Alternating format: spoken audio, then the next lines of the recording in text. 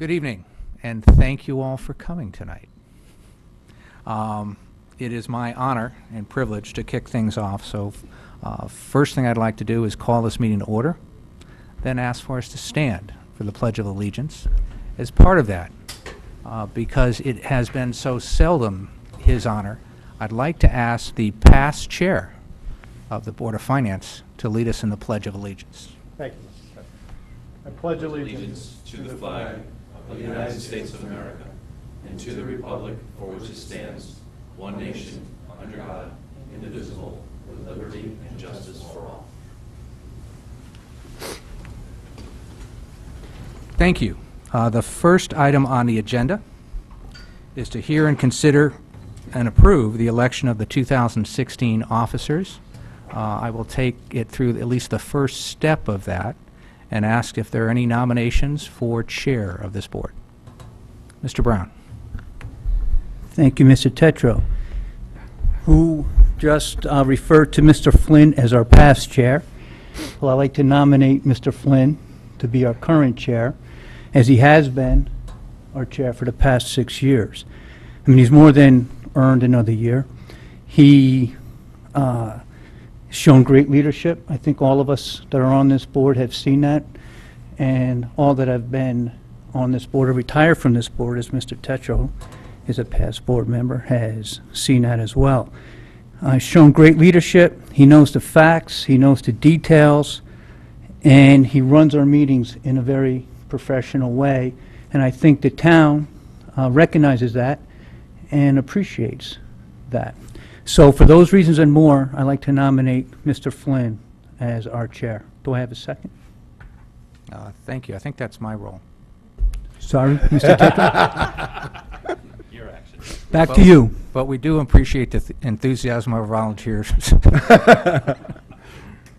Is there a second? Mr. DeWitt. Are there any further nominations for chair? Seeing that, any further discussion, or are we ready to vote? All right, if we're ready to vote, all in favor? Any opposed? Any abstentions? Please note one, the former and current chair. Congratulations, Mr. Flynn, and I will turn the mic and the gavel that you never let go of over to you. Thank you, Mr. Tetro, and thank you for the kind words, Mr. Brown, and for the second, Mr. DeWitt. After we get through the next couple bits of business, I do have something I'd like to say, if I can beg your indulgence of my colleagues. At the present time, though, it is our duty to elect a vice chairman for this board for the next year. So I'd like to open the floor for nominations for vice chair. Mr. DeWitt. Thank you and congratulations, Mr. Chairman. Thank you, Mr. DeWitt. After his successful and overwhelming reelection this November, I'd like to nominate my fellow Budget Committee member and friend, Jim Brown, to be Vice Chairman of the Board of Finance. Do we have a second to Mr. Brown's nomination? Mr. Stone seconds the nomination. Do we have any other nominations for Vice Chairman for the board? Seeing none, are there any other comments or further discussions regarding this? Seeing none, I'll call it for a vote. All in favor of Mr. Brown for Vice Chairman? Opposed? Abstentions? Congratulations, Mr. Brown. Well done. Okay, it is time to elect a secretary for the Board of Finance. I'm going to open the floor to nominations. Mr. Mottola. Thank you. It's my pleasure to nominate Bob Stone to be secretary for the Board of Finance. Bob has been on the Board of Finance for 8 years. He's extremely knowledgeable about the operations of this board, and I think he'd be an asset to hold the position as secretary. Thank you, Mr. Mottola. Do we have a second to Mr. Stone's nomination? I will do the second for that nomination and put Mr. Stone into contention. I will also take a moment to nominate my good friend, Mary LeClaire, to continue as secretary of the board. Mary is the longest tenured member of our board. She is a font of knowledge and wisdom for what has come before. She also has the unique quality of being quiet, which is not something that's in and it's not something that's common for this board. She is extremely well prepared. Her opinions are very well informed. She's done an excellent job, not just as secretary, but as head of our audit committee for many years, where she puts her certified public accounting background to good use for the town. I'm proud to call her a friend. I'm proud to have worked with her now for many years in leadership on this board, and I'm proud to nominate her to continue to be the secretary. Do I have a second to my nomination? Mr. Becker with the second to that. Do we have any other nominations for secretary? Do we have any other discussion on this role? Okay, I'm going to call this for a vote. All in favor of Mr. Stone for secretary of the board? Please note we have 2 votes for Mr. Stone. All in favor of Mrs. Leclerc for secretary of the board? We have 1, 2, 3, 4 votes. And any abstentions? Mrs. Leclerc, did you abstain? Okay. Mrs. Leclerc abstains. Mrs. Leclerc is now elected as secretary of the board. Congratulations. And I look forward to working with you. Mr. Stone, thank you for your nominations, and I would be remiss if I didn't say you've been a very active and good member of this board for 8 years. I've enjoyed working with you, enjoyed continue to working with you in the future. Moving right along, before we go into the meeting schedule, if I could take a moment of personal privilege. First of all, I want to express my thanks and appreciation to my colleagues on the board for your votes, for your support, and most of all for the good nature that we operate this board under. The job of chairman of this board is not easy, but the easiest part of the job is actually dealing with my colleagues, running the meetings, and dealing with our discussions and kind of managing what happens in the public. There's a lot of administrative work that goes on in the background, which is a bit more time-consuming and more challenging. But you all, with your good nature, your professionalism, your well-preparedness, and your desire to do what's right for the town, make this aspect of the job very easy, and I think puts our board in a very good light. I've always been proud of the discussions we've had around this table. I've been proud of the fact that even when we disagree, we're not disagreeable. I'm proud of the fact that we make decisions that we all believe individually and collectively are in the best interest of our town. And I'm proud of the fact to call you friends as well as colleagues. I look forward to the next year. I think we're going to have challenges ahead of us, and I'm sure we're prepared to manage those challenges well, collectively, and I'm sure we'll do so with our usual good humor, good-naturedness, and ability to agree with or disagree without being disagreeable. So I thank you, one and all, for your support, and I look forward to the next year.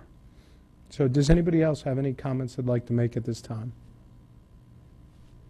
Seeing none, I'm going to go to item number 2 on our agenda, which is the approval of our, or to hear, consider, and approve the 2016 meeting schedule. I would like to thank Mr. Mayor and Jennifer Carpenter and the First Selectman's office, who also serves as our clerk, for their work in putting the schedule together, as well as thank the First Selectman for his efforts with this schedule. And is the Board of Selectmen voted on this yet, Mr. Tetra? Tomorrow. Okay, so we're taking this a little out of order because there are some joint meetings here. But let's be clear that the budget meetings have been, the dates of the budget meetings have been approved through our budget subcommittee, and Mr. Tetro has reviewed those meetings. Do you have something you'd like to say, Mr. Tetro? Just that as much as we're voting tomorrow at the Board of Selectmen meeting on this, the dates have been circulated to the Board of Selectmen, and we haven't gotten any feedback that any of these is a problem. Thank you, sir.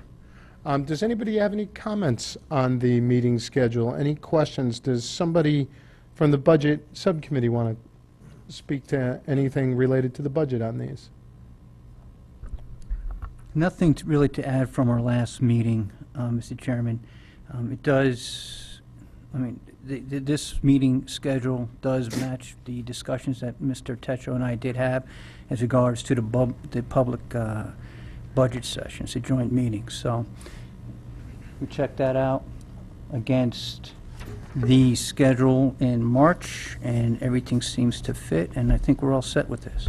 Great, thank you, Mr. Brown. Anybody else have any questions, comments on the schedule? One item, you will notice that we did include what's referred to as the first quarterly review meeting, which is done on November 22nd next year. There had been discussion about the need for that meeting. It is included on the schedule. What I will commit to the board is, working with Mr. Mayor, we will put together an agenda for that meeting that is less about the financials for the first quarter, as there's just a lot of timing differences, unless there are some unique issues we need to address. And this will be more about some of the ancillary items and reviewing as we prepare for budget season related to capital issues, bonding issues, pension, OPEB, things like that that aren't on our normal calendar, but that we can review at that meeting. So we'll use that for good use, put that to good use. Any other questions, comments? Mr. Brown? You will notice, Mr. Chairman, that on March 19th, we kept the Saturday, the public budget comment session in. There's been discussion in the past if that was necessary or not, but we felt that it does serve a purpose, and we kept it in the agenda, or in the meeting schedule for 2016. Thank you, Mr. Brown. And we need to find a location for that, assuming this budget, or rather that this meeting schedule gets approved.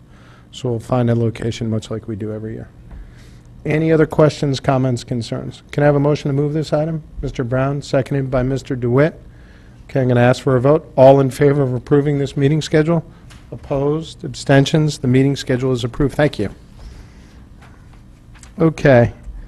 Next item is to approve the minutes of our November 4th, 2015 meeting. Are there any, can I put this before us? We'll go with Mr. Brown. Mr. Mottola, will you second that? Sure. Okay, the item is now before us. Any discussion on this item? Seeing none, I'm going to call this for a vote. All in favor of the minutes? Opposed? Abstentions? Those minutes carry. Okay, item number 4 this evening. To hear, consider, and act upon the following resolution as recommended by the Board of Selectmen.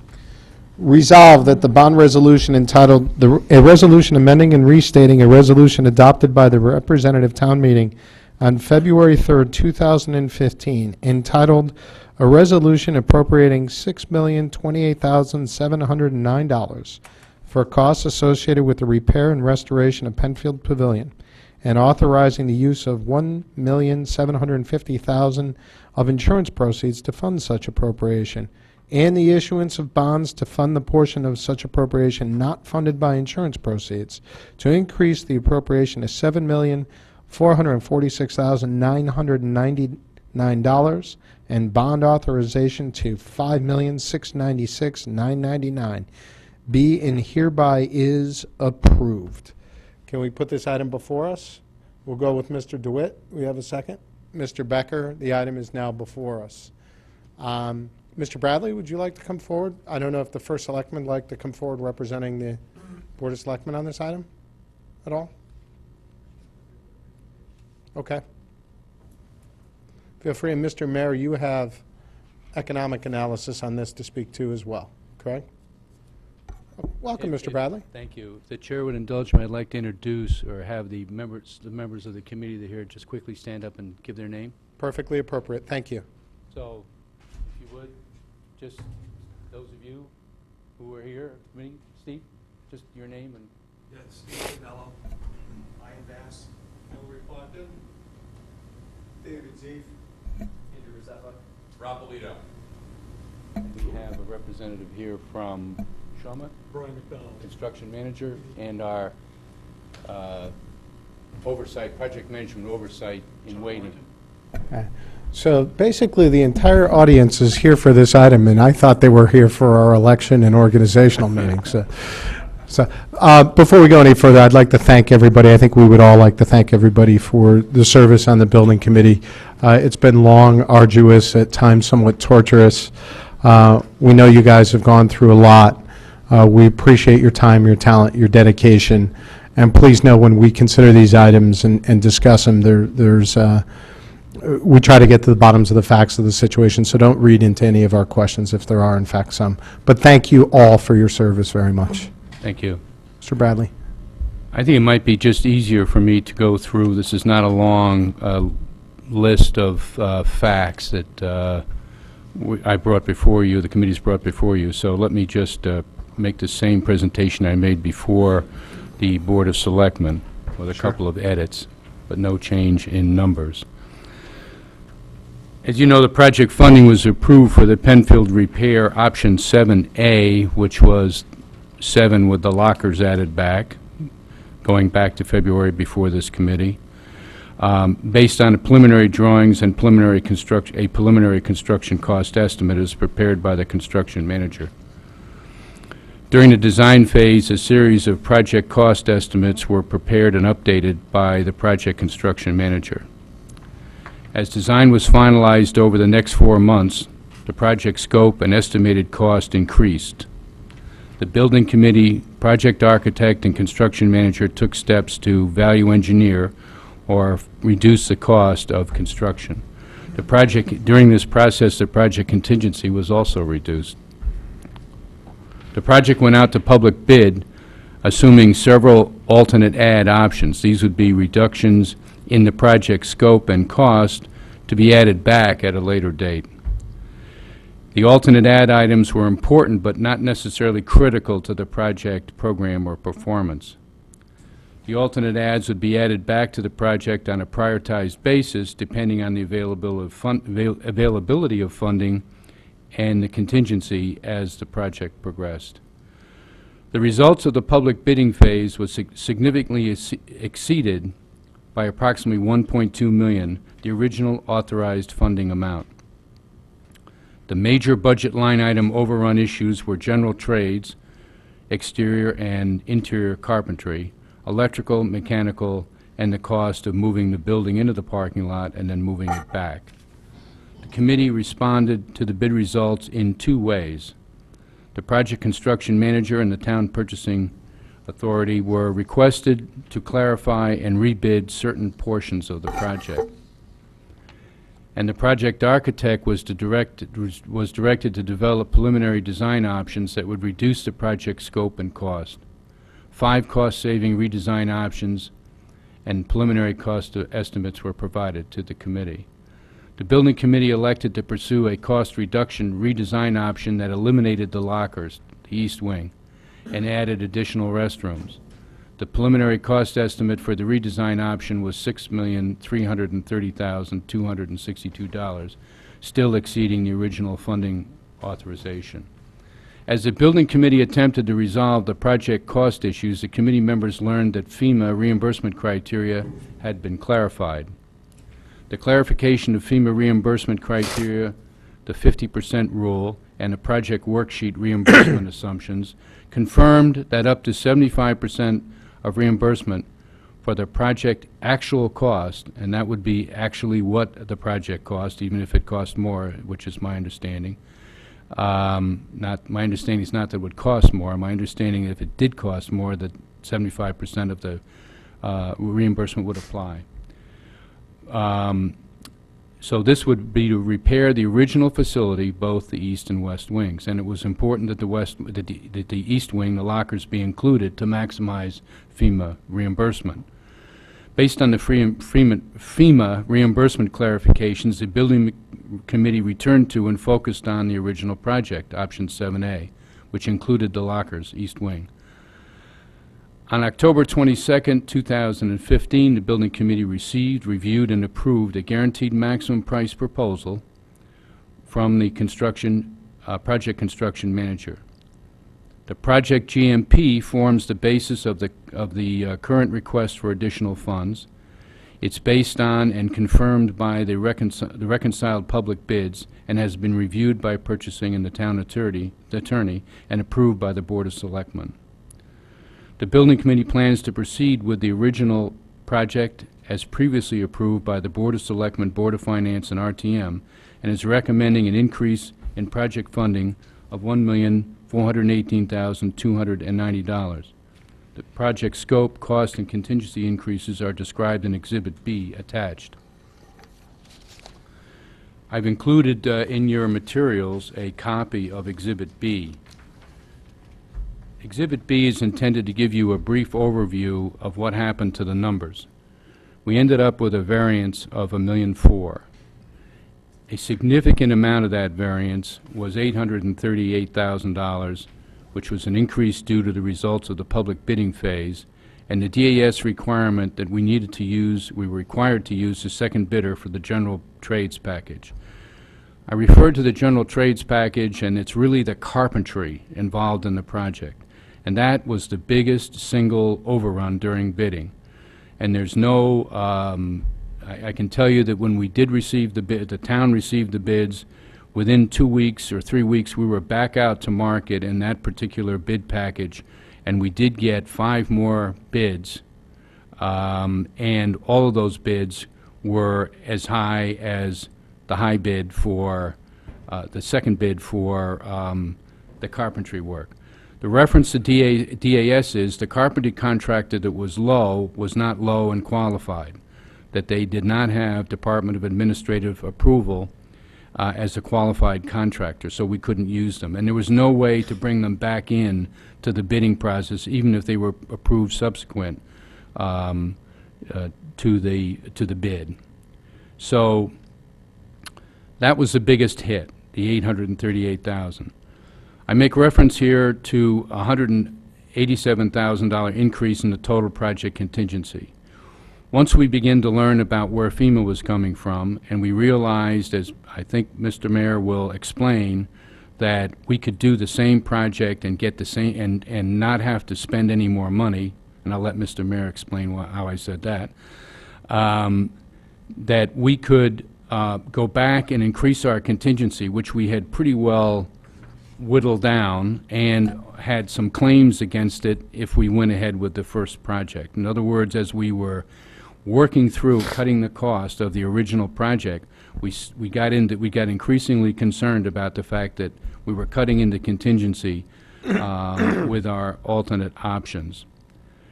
$95,000 was an increase due to add back of certain scope items: site, landscape, porch, and roof, etc. In this particular case, those are the alternate adds I was referring to. Those are the things there are certain scope items that we took out of the project, and now we want to add them back.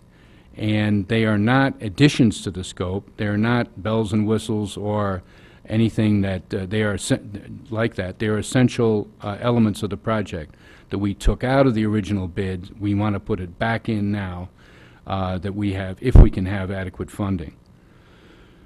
Another increase was $134,000 due to the revised builder's risk insurance. If there's anything that could have been done, well, there may be more than one thing that could have been done better on this project. It would have been to understand the fact that the insurance underwriters were going to classify this project as a significant risk, because the building would be supported on cribbing or blocks, probably 8 to 10 feet in the air, right in a coastal region, and at that particular time, during the fall, which was hurricane season, we did go back and address the issue that this time would be the spring and summer, but they didn't move on the revised quote for builder's risk. Now, this is builder's risk. It's carried by the town, paid for by the project, and ensures the risk of the building being further damaged during construction and moving. We did receive a second round of proposals for project management oversight, and I know that's important to this committee, this board, and we do have an increase there, and that's driven primarily by the fact that we have gone from, we felt originally that the committee was strong enough and committed enough that they could oversee this project, and we had a proposal which we included in our budget for our construction manager providing us with budget reports and financial oversight. We decided based on the recommendations of this board, but most importantly on the fact that FEMA was going to require would likely require a whole different protocol as far as cost control and cost segregation. So we went back out to market, and we had, I believe, 4 or 5 proposals from Construction Management Oversight. The proposal scope was groomed and rewritten for the FEMA input for this project, and this is the cost of the lowest of the 4, and it turned out to be Colliers International, and a very good firm, and a firm that's already doing work for the town. So we're about ready to, if we get approval of this funding, commit to them as our project manager, our project oversight. There are certain costs that go up with the price of the project, and the $48,000 increase in CM fee, general liability insurance, and bond costs are travel with the cost of the project, and so they went up when the project went up. We did receive, or are going to committed to, an increase of $15,000 in design cost. We, when we found out what happened, when the public bidding came in, we directed our architect, engineer, to go out and look at ways, to give us different proposals to look at ways to cut the project back. This cost represents that effort. We also had costs incurred because of in the past 6 months, we also had costs incurred by our construction manager regarding rebidding certain bid packages, which we did, and the resolution of trade contractors and the qualification of bidders. And we also asked them to estimate the West Wing total replacement option at the request of the Bob Mayer, so that because some of this money is supporting the FEMA efforts. So the total project cost, if you add them all up, is $1,418,290. I don't think anybody on the committee, and I might add to the chairman's comments, this has been a particularly good committee, and I think the board ought to know that the 9 members have been, we've had almost 100% participation twice a month all year, or 2 years. And we're very, very aware of these cost increases. They've been scrubbed, they've been gone over between Bob, Twig Holland, myself, and the committee members. This is what it is. It is softened a little bit by, I think, what Mr. Mayor is going to say as far as the FEMA reimbursement is concerned. So we find ourselves in a situation, if we're going to completely repair and replace the existing Penfield Pavilion, and I would say existing and then improved Penfield Pavilion when we're complete, these are the numbers. And it's as a result of the public bidding process. That said, I think it might be, it's up to you, Mr. Chairman, we go right over to where the money is, or I can start answering questions. Why don't we go over to the money first and walk us through that? Mr. Mayor, if you have a handout, that'd be great. Do you?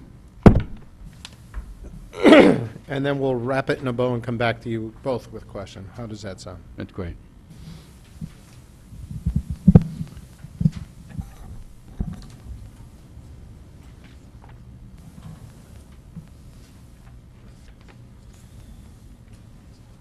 We're one short. Short one. I'll share with Jim. Go right ahead. You sure? Yeah, no problem. Thank you. Go ahead, Mr. Mayor, please. Couple of things, just a little background, just so we'll make sure that once again we're all kind of starting from the same block.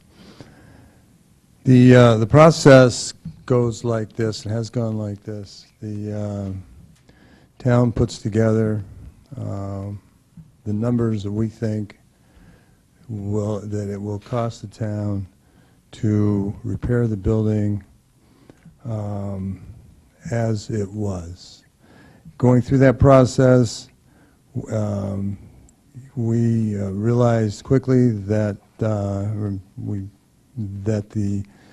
there was a strong likelihood that the repair would qualify for what FEMA calls the 50% rule, which means complete renovation with all new codes and standards. So the numbers we put together supported that. We actually, our early calculations came in the mid-60s, 60%, 65, 68%. FEMA's numbers came in the high 40s, 48, 49%. So there were protracted discussions and negotiations surrounding the qualification of that rule. We finally came to a conclusion whereby FEMA and the town agreed to bring in an outside consultant. A guy named Joe Klein from Dewberry was selected by FEMA. Outside consultant from the perspective that he was not working on this project, but had significant FEMA experience and worked with FEMA quite a bit.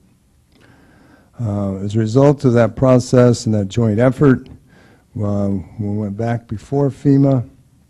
The end result was that the town qualified for the 50% rule.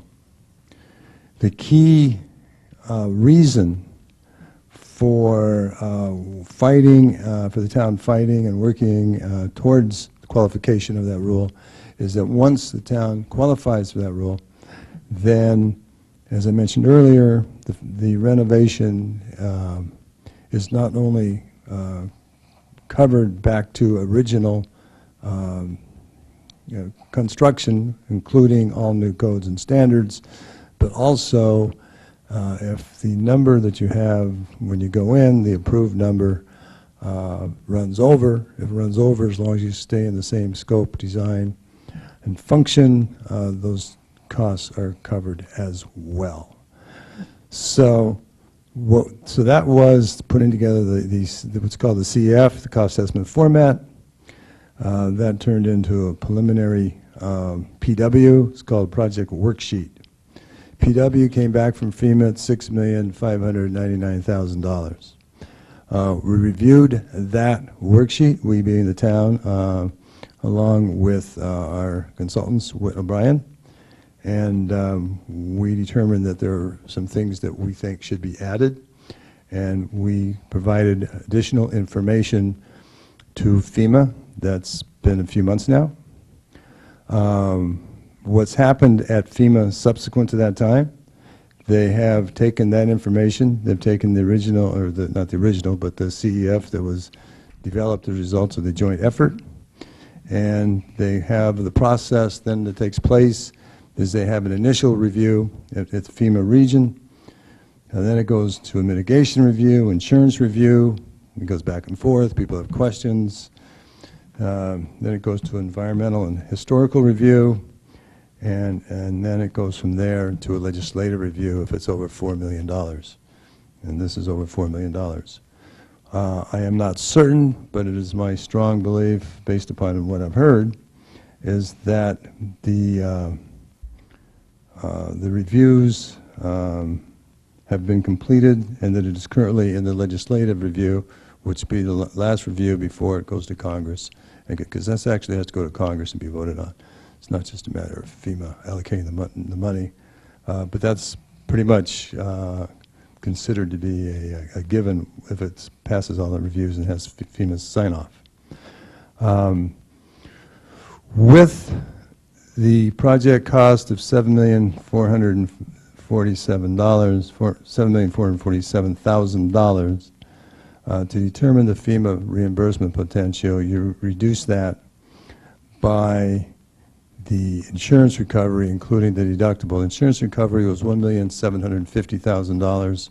Our deductible is $500,000. So the total insurance recovery that FEMA is using in their calculations is $2,250,000. And then they give us a $1,000 credit. And Mr. Walsh came in late, does not have a copy of this. We need 2 more copies if you have them.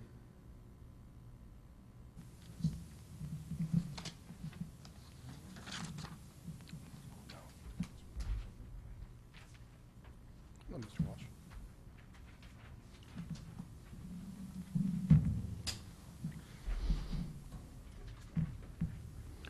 Go ahead, Mr. All right, thank you. So then the other item that's deducted is the estimated ineligible cost. Well, it's not, what's deducted is anything that's ineligible. As of this moment, the number that's been pegged by the town and the town's consultants as likely to be ineligible is about $300,000. That $300,000 relates to some landscaping and the parking lot, elevation, paving, and additional landscaping around the parking lot area. So you take the $7,447,000, reduce that by the $2.250 million, reduce that by the $0.3 million, you get $4,898,000, and you multiply that by the FEMA reimbursement rate of 75%, provides a FEMA reimbursement of $3,674,000. The calculation then to determine what the cost to the town will be. You have, again, you start with the project cost, $4,447,000, reduce it by the FEMA reimbursement, reduce it by, we have two community development block grant funds. One that's for $500,000 that is non-participatory, one for $300,000 that is 25% participatory. So reduce, so we get total reimbursement to the town, or revenue to the town from those two grants, $725,000. So the 7.447 minus the FEMA reimbursement calculated minus the two FEMA grants gives a total town project cost of $3,049,000. Reduce that by the actual insurance recovery, and then the net town funding required is $1,299,000. Now, those numbers that are on the paper that you have before you are based upon three things. One, the project cost that's been calculated by Mr. Bradley and his team. Two, the anticipation that the ineligible costs would be limited to $300,000. And three, the FEMA rules and regulations with respect to how the reimbursement process works. Mr. Mayor, before we go further, when this came before us originally, which had the reduced total project cost on here, remind the board of what the net town funding required was as a result of that original analysis that was done. You mean like the 2 years ago that Mr. Bradley referred to? No, the one we voted on. Oh, the 6.028 original vote, I believe it was $953,000. Yes, you can, Mr. And Mottola. I'm actually looking at my notes from that meeting. I thought it was 943 and change, but there was also a possible higher end of $1.5 million, I thought. That was kind of the range. That is a correct statement. I provided a range at that time. All right, thank you. Okay, so basically, thank you, Mr. Mottola. My memory was a range as well.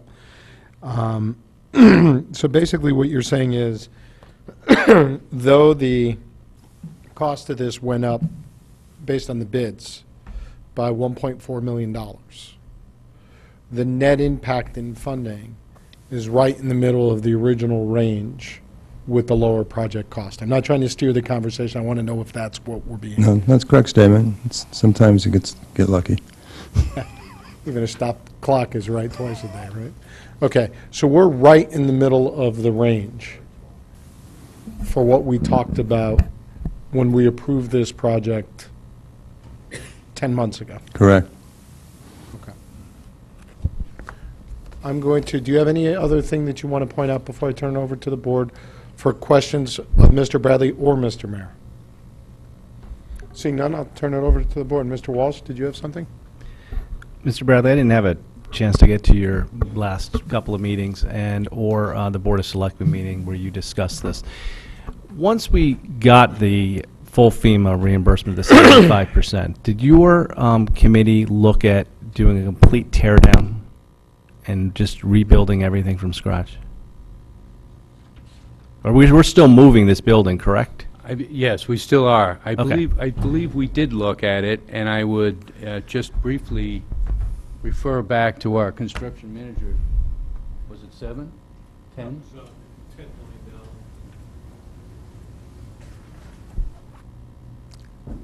And what would did you figure out what the net, Bob, and anybody in the room that did the calculations, did we figure out what the total net town funding required would be to basically throw the current building in the garbage and to build brand new on our brand new footings, and what that would cost the town, as opposed to dealing with a building that's been not habitated for almost 4 years and has just been sitting there?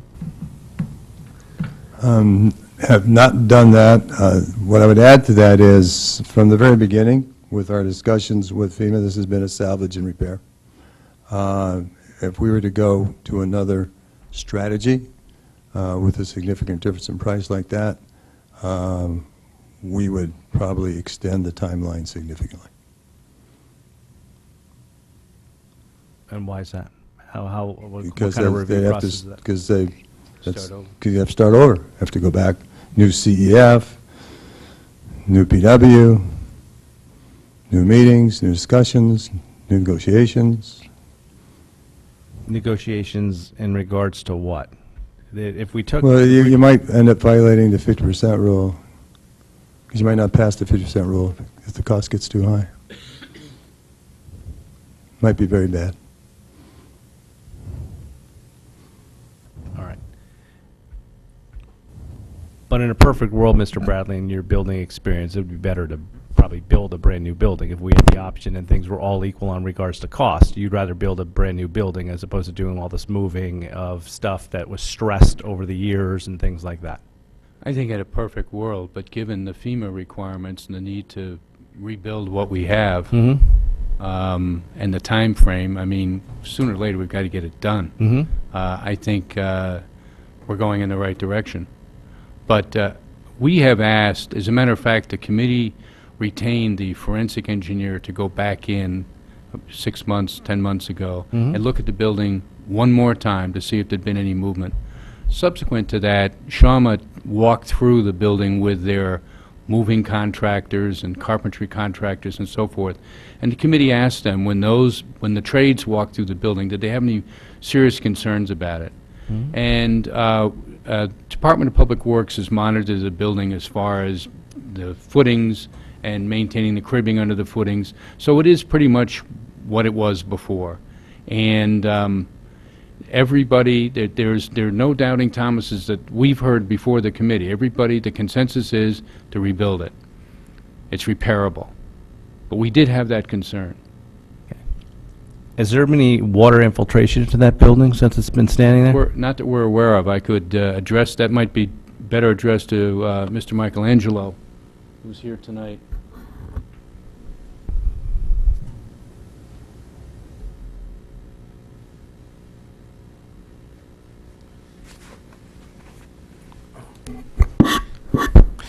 During one of the heavy, only slight infiltration, during one of the heavy freeze and thaw cycles in February of this year, in the, I believe the men's bathroom to the far west had some water that froze and worked its way into the bathroom, but it was nothing significant that caused any damage. If you went there today, you can't notice anything that was there from Okay. that water. Did you make a repair at that point in time, or you just left it alone? Yeah, once it froze and thaw, there was water on the inside, but there was nothing to repair, so to speak.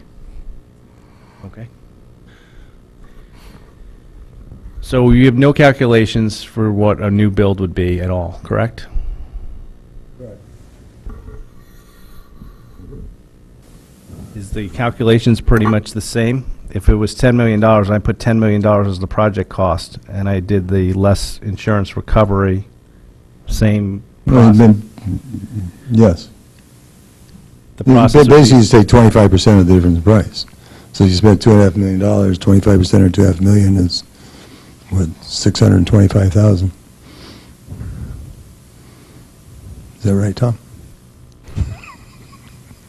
I saw you. What? Say that again? It's an additional $625,000?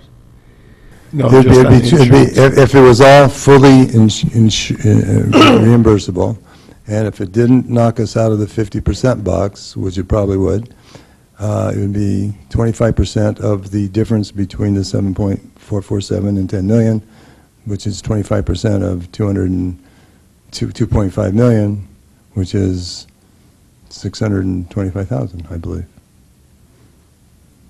And what would be the timing if we wanted to go back there? Back to FEMA, through the process? Well, the first thing would be is that you go back and you would have to recalculate, you have to do a new CEF, you have to recalculate the new 50% rule, and then probably wouldn't qualify, and then I'm not sure what happens after that.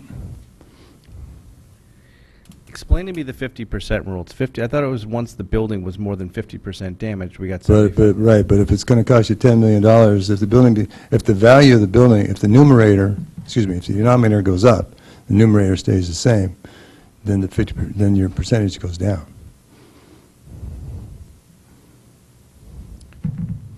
I didn't understand that the new cost of the building was one of the numbers that was. That's one of the things I'd look at, yes, sir.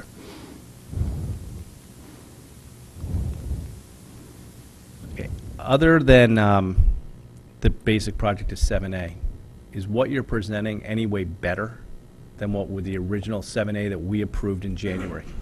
Well, certainly, as far as the current building code, it's better. In what Certainly, way? well, it's going to be up to the latest version of the fire and building code, whatever revisions that may have taken place in the interim, In the last 6 or 8 months?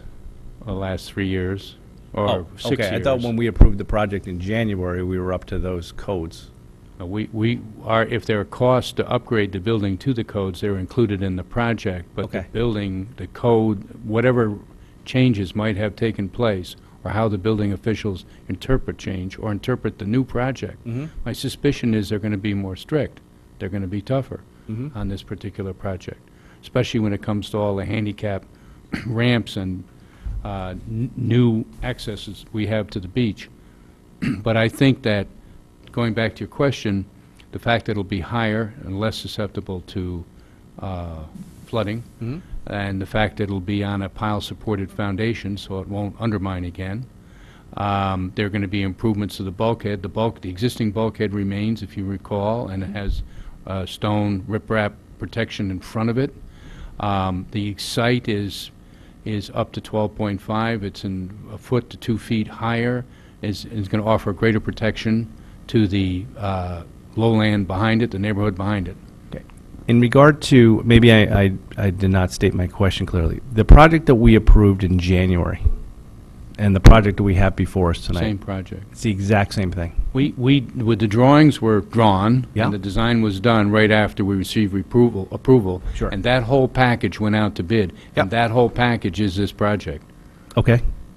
But then were there some additional add alternates that are in now that When the- were not when going to the be c- in the project? No, they from were January? always in the project. The committee, in an effort to put Save it out to costs. bid, took certain elements of the project out and had them bid as alternate ads. Okay. We were hoping that the bids would come in lower, and we would have adequate contingency, so as the project went along, we could add back a certain amount. It was less than $100,000, but it was important to us at the time, because we were looking for anything we could. The committee found itself in a position, after getting approval on preliminary drawings, that we were fighting the typical building committee battle, because the cost, the progressive estimating was showing us that this project was costing more, or could cost more, than it was funded. Okay. So now the project that's before us has all those add alternates in? Yes, Every single one? yes, and an increased contingency, a full Up 10%. up to of 10%. Construction Whereas cost. before you were whittling that down as a way of... Oh, we started out at 8, and we Yeah. were probably down to 6 by the Mhm. time we went out to bid. Okay. And nobody was happy with it, but we were trying to do what's best for the town, and then as soon as we found out we had a problem with the bid process, then we went through all our own alternates or options to try to figure out a better way to do it. So at the end of the day, sitting here today, we're getting all those ad alternates in. We have a Right. full 10% contingency in Right. here, and we have a guaranteed price contract. Correct. They And can't the go over. guaranteed price, it's slightly better than that. There's nothing perfect about this industry, but it's a guaranteed price based on public bidding. And those bidders have agreed to a start date, which is February and March of this year. Mhm. So they voluntarily extended their bids. So if you wanted to be is about the best place you could be as far as starting a project, you're there. I would say to your earlier question that there is no guarantee about this building being absolutely perfect as far as, or certainly it's going to be less than perfect, but that there aren't going to be some unforeseen conditions with this project. You have to be pretty impressed with this building when the fact that when the footings were undermined, some of them weighing tons, Yeah. that they were hanging in midair, that the building in effect was supporting the hanging footings, not the reverse, the building sitting on the footings. That's pretty impressive that that building didn't get stressed more than it did. So there's basically it's got good bones and it's worth salvaging. But we'll know when we get into it. And it's going to be a better project. The glue lam beams, these laminated beams that are under the building are actually going to be replaced by steel. So it's going to be a better project. It'll make it stronger. It'll make it stronger. It's actually the steel will make it easier for us to handle and level and so forth, yeah. Okay. And any type of unforeseen circumstances that come up, that goes above the guaranteed price, right? Any unforeseen, or is it guaranteed? Right. That's the endless battle of construction management and a guaranteed price. What will come out of contingency and what will be an actual change order? What is a true change in scope or unforeseen condition or error or omission in the drawings and the documents? I think we're going to manage that pretty well. But my limited knowledge of FEMA, and most of that knowledge, if I'm wrong, comes from Bob Mayer, so I'll blame him, is that based on this recent ruling by FEMA, any of those change orders, we get reimbursed at 75%. If it's a change in scope and built into the project,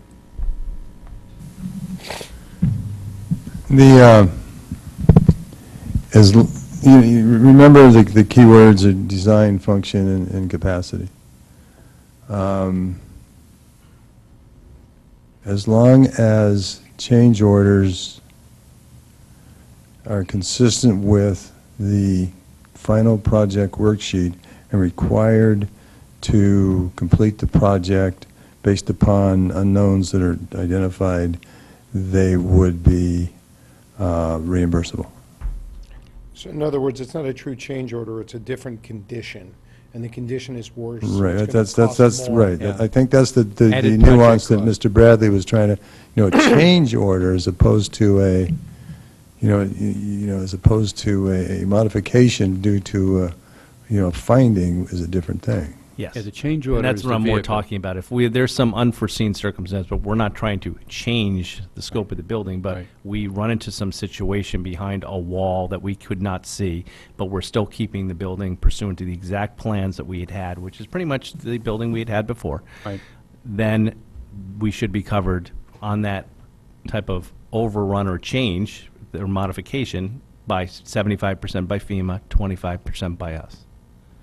Am I correct? Right.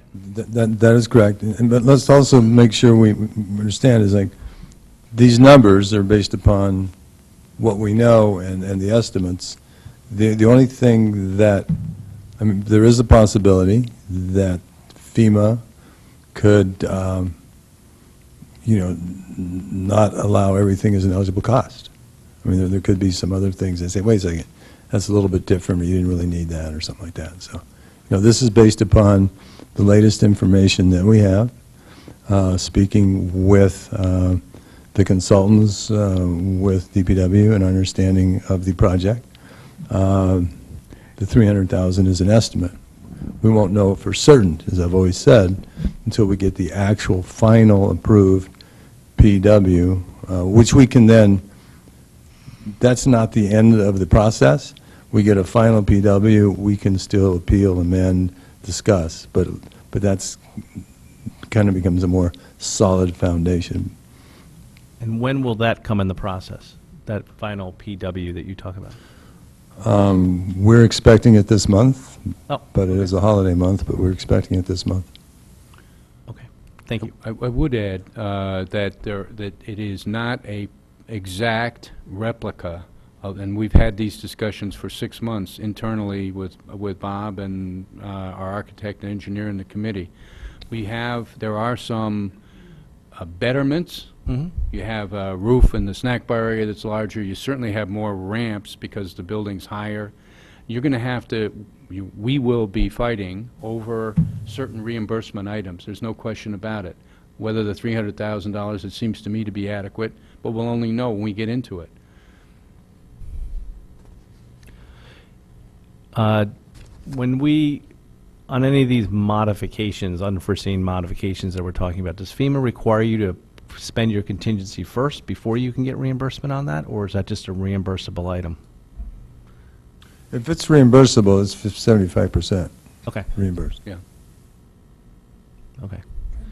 gonna be a lot Other than tough- the fears both of you have talked about so far, are there any other fears you have with going forward with this project the way it's presented, either of you?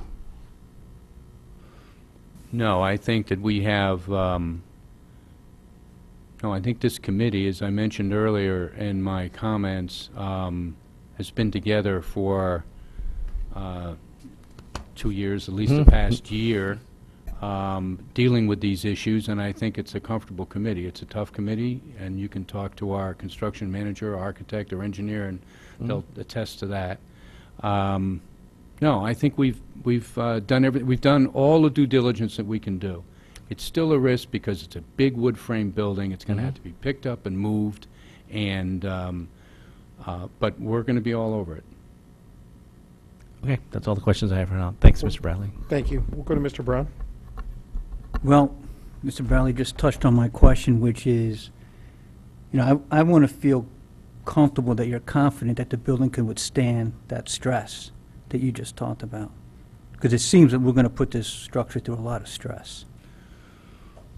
Well, from a classic moving standpoint, there have been a lot more complicated moves than this building. It's light, even though it looks kind of big and bulky. It's light. It's a wood frame building. They'll get under it. They'll run steel under it. They'll support it, and they'll move it. It's been done before, is what you're saying. Plenty of times before, and we've got, I believe, and I can ask Brian, who's sitting right behind me here, what the comments were from the trade contractors about rolling their eyes or anything like that, and I will ask him. But before I do, I think that the riskier, if you want to talk about risk, is leveling it. In other words, will it come back? It's been sitting there since 2012. Will it come right back? It won't come right back that day when they start jacking it and leveling it. It's going to take some time. And the earlier they do that, the better, because the building does have a certain amount of memory, and it will respond. But you're not only you're moving it, you're leveling it, and then you're putting new support beams underneath it. So, but they've thought it through. And Brian, if you don't mind, as you've walked your moving contractors through, were there any particular risks or issues they were concerned about? Good evening. No, the low trade contractor for the moving portion of the project, the Wolf Associates, has been doing a lot of this type of work for a lot of years, so they're very experienced. They've done a lot bigger moves than what we're anticipating here, and they feel very comfortable with the project and with the building moving. Okay. Thank you. Thank you. Just a couple questions on finance side.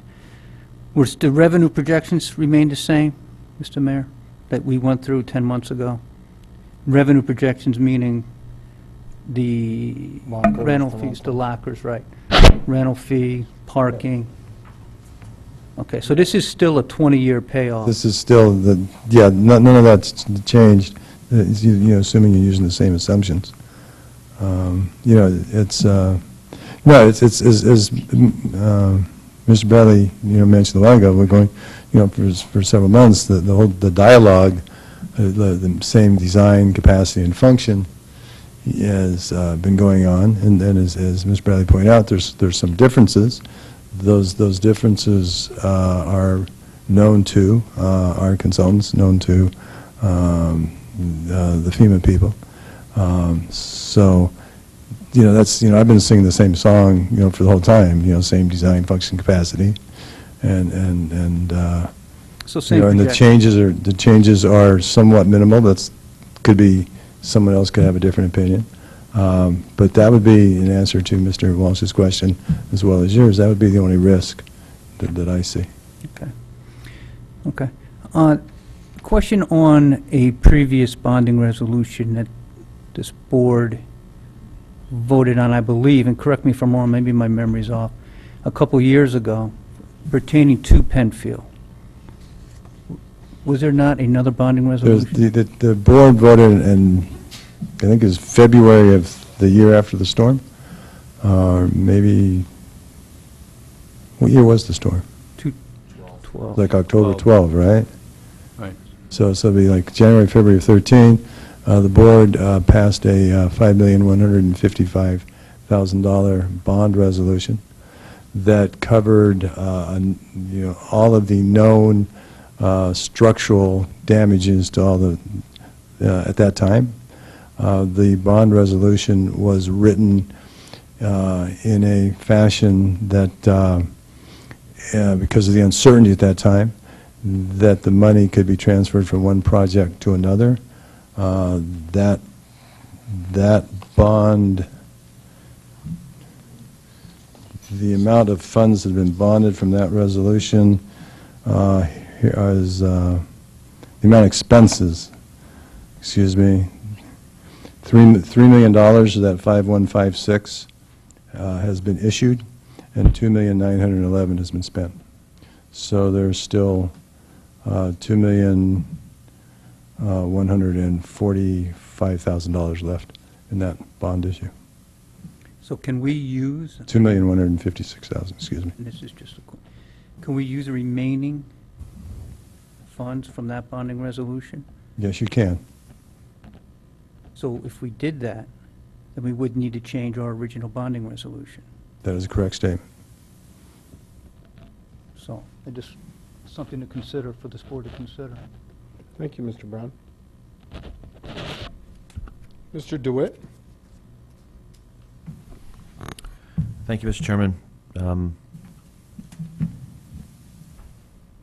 last time you were here, tomorrow is the one-year anniversary, by the way, December 2nd of last year.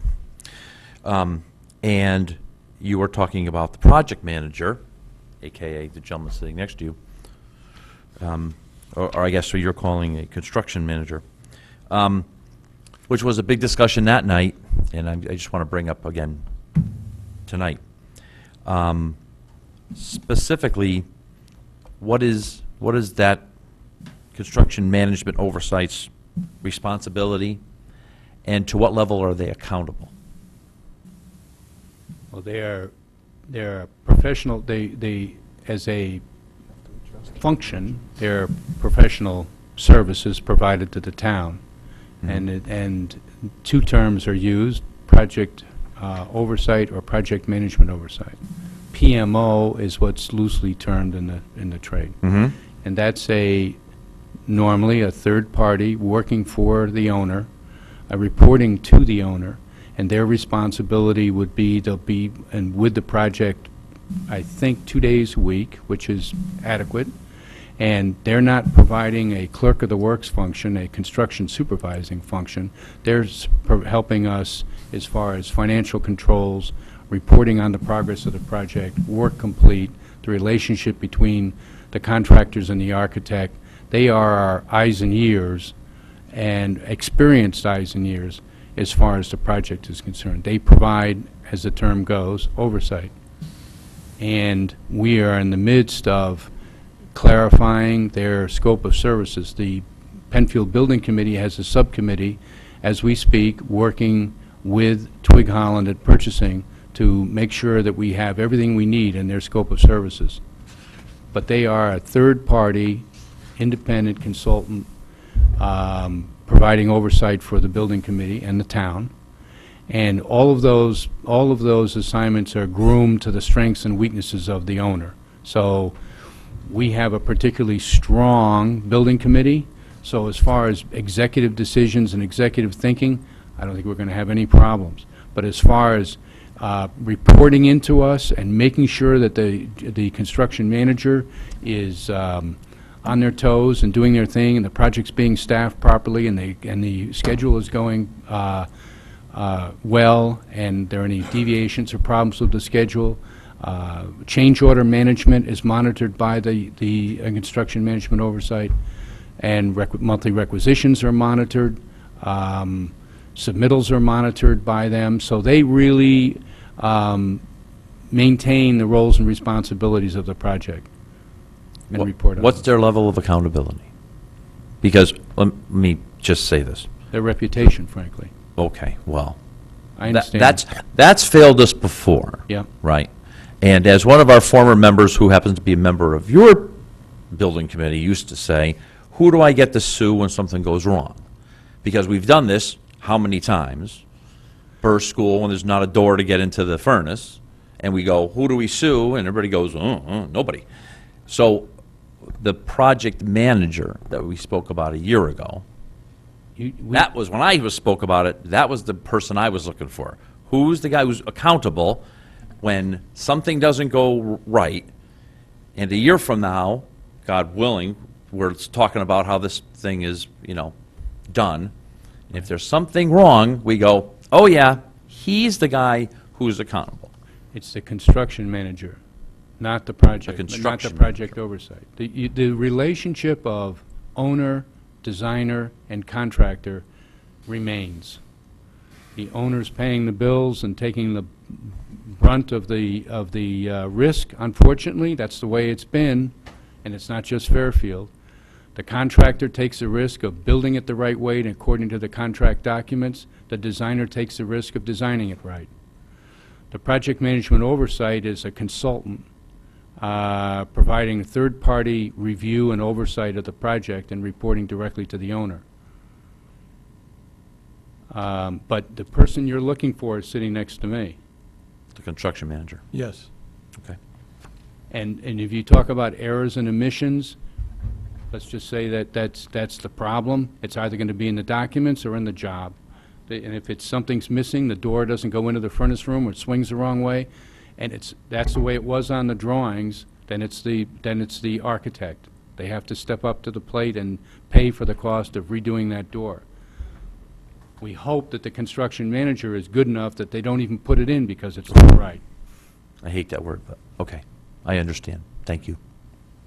Can I go to Mrs. Leclerc? Do you have a follow-up on that? Mrs. Leclerc, do you mind? Mr. Becker? But from what I'm hearing, all those players, if you take Burr as the example, existed during that project as well, and then it ultimately just falls back on the town. I mean, the project manager component has been a newer thing the last couple of years, I believe, where we've tried to get those on some of the jobs, and that's great, but that person ultimately isn't the one who's going to, kind of be on the line for this. It's all the people that have been there all these other years who we've never really been able to turn to at the end of the day, right? So nothing, unfortunately, in this project then changes, right? This project I'm seeing something there. No, you're talking about an industry problem, and you're talking about more than Fairfield as far as the municipalities that wrestle with it. And it starts with, it's a very linear, sequential process. And if you don't do it right in the beginning, you get burned at the end. And so I think that by having a good architect and a good engineer and allowing them to finish the documents completely before the project starts, to have a good construction manager that bids the project out with competent trade contractors. Again, it's a public bidding process, so it's not necessarily the most qualified low bidder. So if you take the necessary steps, it's not difficult to do. The town has struggled, I agree with you, but I don't think it's the subject to this particular discussion, but I'd be more than happy to talk to you about better ways to do it. Yeah, no, and I recognize the industry point, but I mean, Mr. DeWitt brings up just a really good point. And on the town side, it seems that everyone sort of views the town as, my perspective, is the one with the deep pockets that can just suck it up, probably more so than in some other instances. So, you know, I don't think we're going to get much further on it. I appreciate your answers. I just remain concerned, right? Thank you, Mr. Becker. Mrs. Leclerc, thank you for your patience. I was wondering if you could explain the builder's risk insurance to us. Is that when they actually go to move the building? Are we covered, or is it covering the builder? Covering the building. Covering the building. Covering damage to the building. There's two types of insurance. The construction manager is going to carry general liability insurance, if I'm not mistaken. That's correct. And the town carries the cost of anything happening to the building as during the construction process, especially as value is added into it. If you had a fire or storm damage, which is really what they're concerned about, or they were concerned about, and I guess they still are, because they won't lower the premium, Right. even though we're doing it in a different season. But it's damage to the building, actual damage to the building. The town insurance, the basic property insurance policy doesn't cover this building or your house when it's under construction. Understood. Right. Okay, so we are fully covered in the Yes. whole process? Right. That's, Correct. I guess that's my concern. Correct. And it's not an easy project, and it has risk. Right. And then, could I ask one other question? We had almost a new building when the storm happened. So when we finish repairing this building, will it be like new condition, like when we renovate a school? Yes. Yeah, it'll be better. We hope, Better. our goal is to make it better. In other words, these blue lamb beams, which is a problem from the beginning under the environment that they're in, these glued-together laminated beams, which are this tall, this wide, that are holding up the building, we're going to replace those with the more standard traditional structural steel members, for example. Hopefully, it's going to be a better building all the way around. Not that we're not looking back on the old one, but it'll be a better building. It'll be painted, it'll be finished. It won't look like it's a half-baked Okay. project. Okay, thank you very much. Mr. Mottola. I want to explore what Mr. Brown said a few minutes ago, just so I understand what he indicated. I wasn't on the board 2 years ago. So 2 years ago, this board voted on a bond resolution for $5 million and change, but I guess the resolution had some options that we could use the money for some other projects if there was an issue with Penfield at the time. No, there were like, pick a number, 14 structures in the building.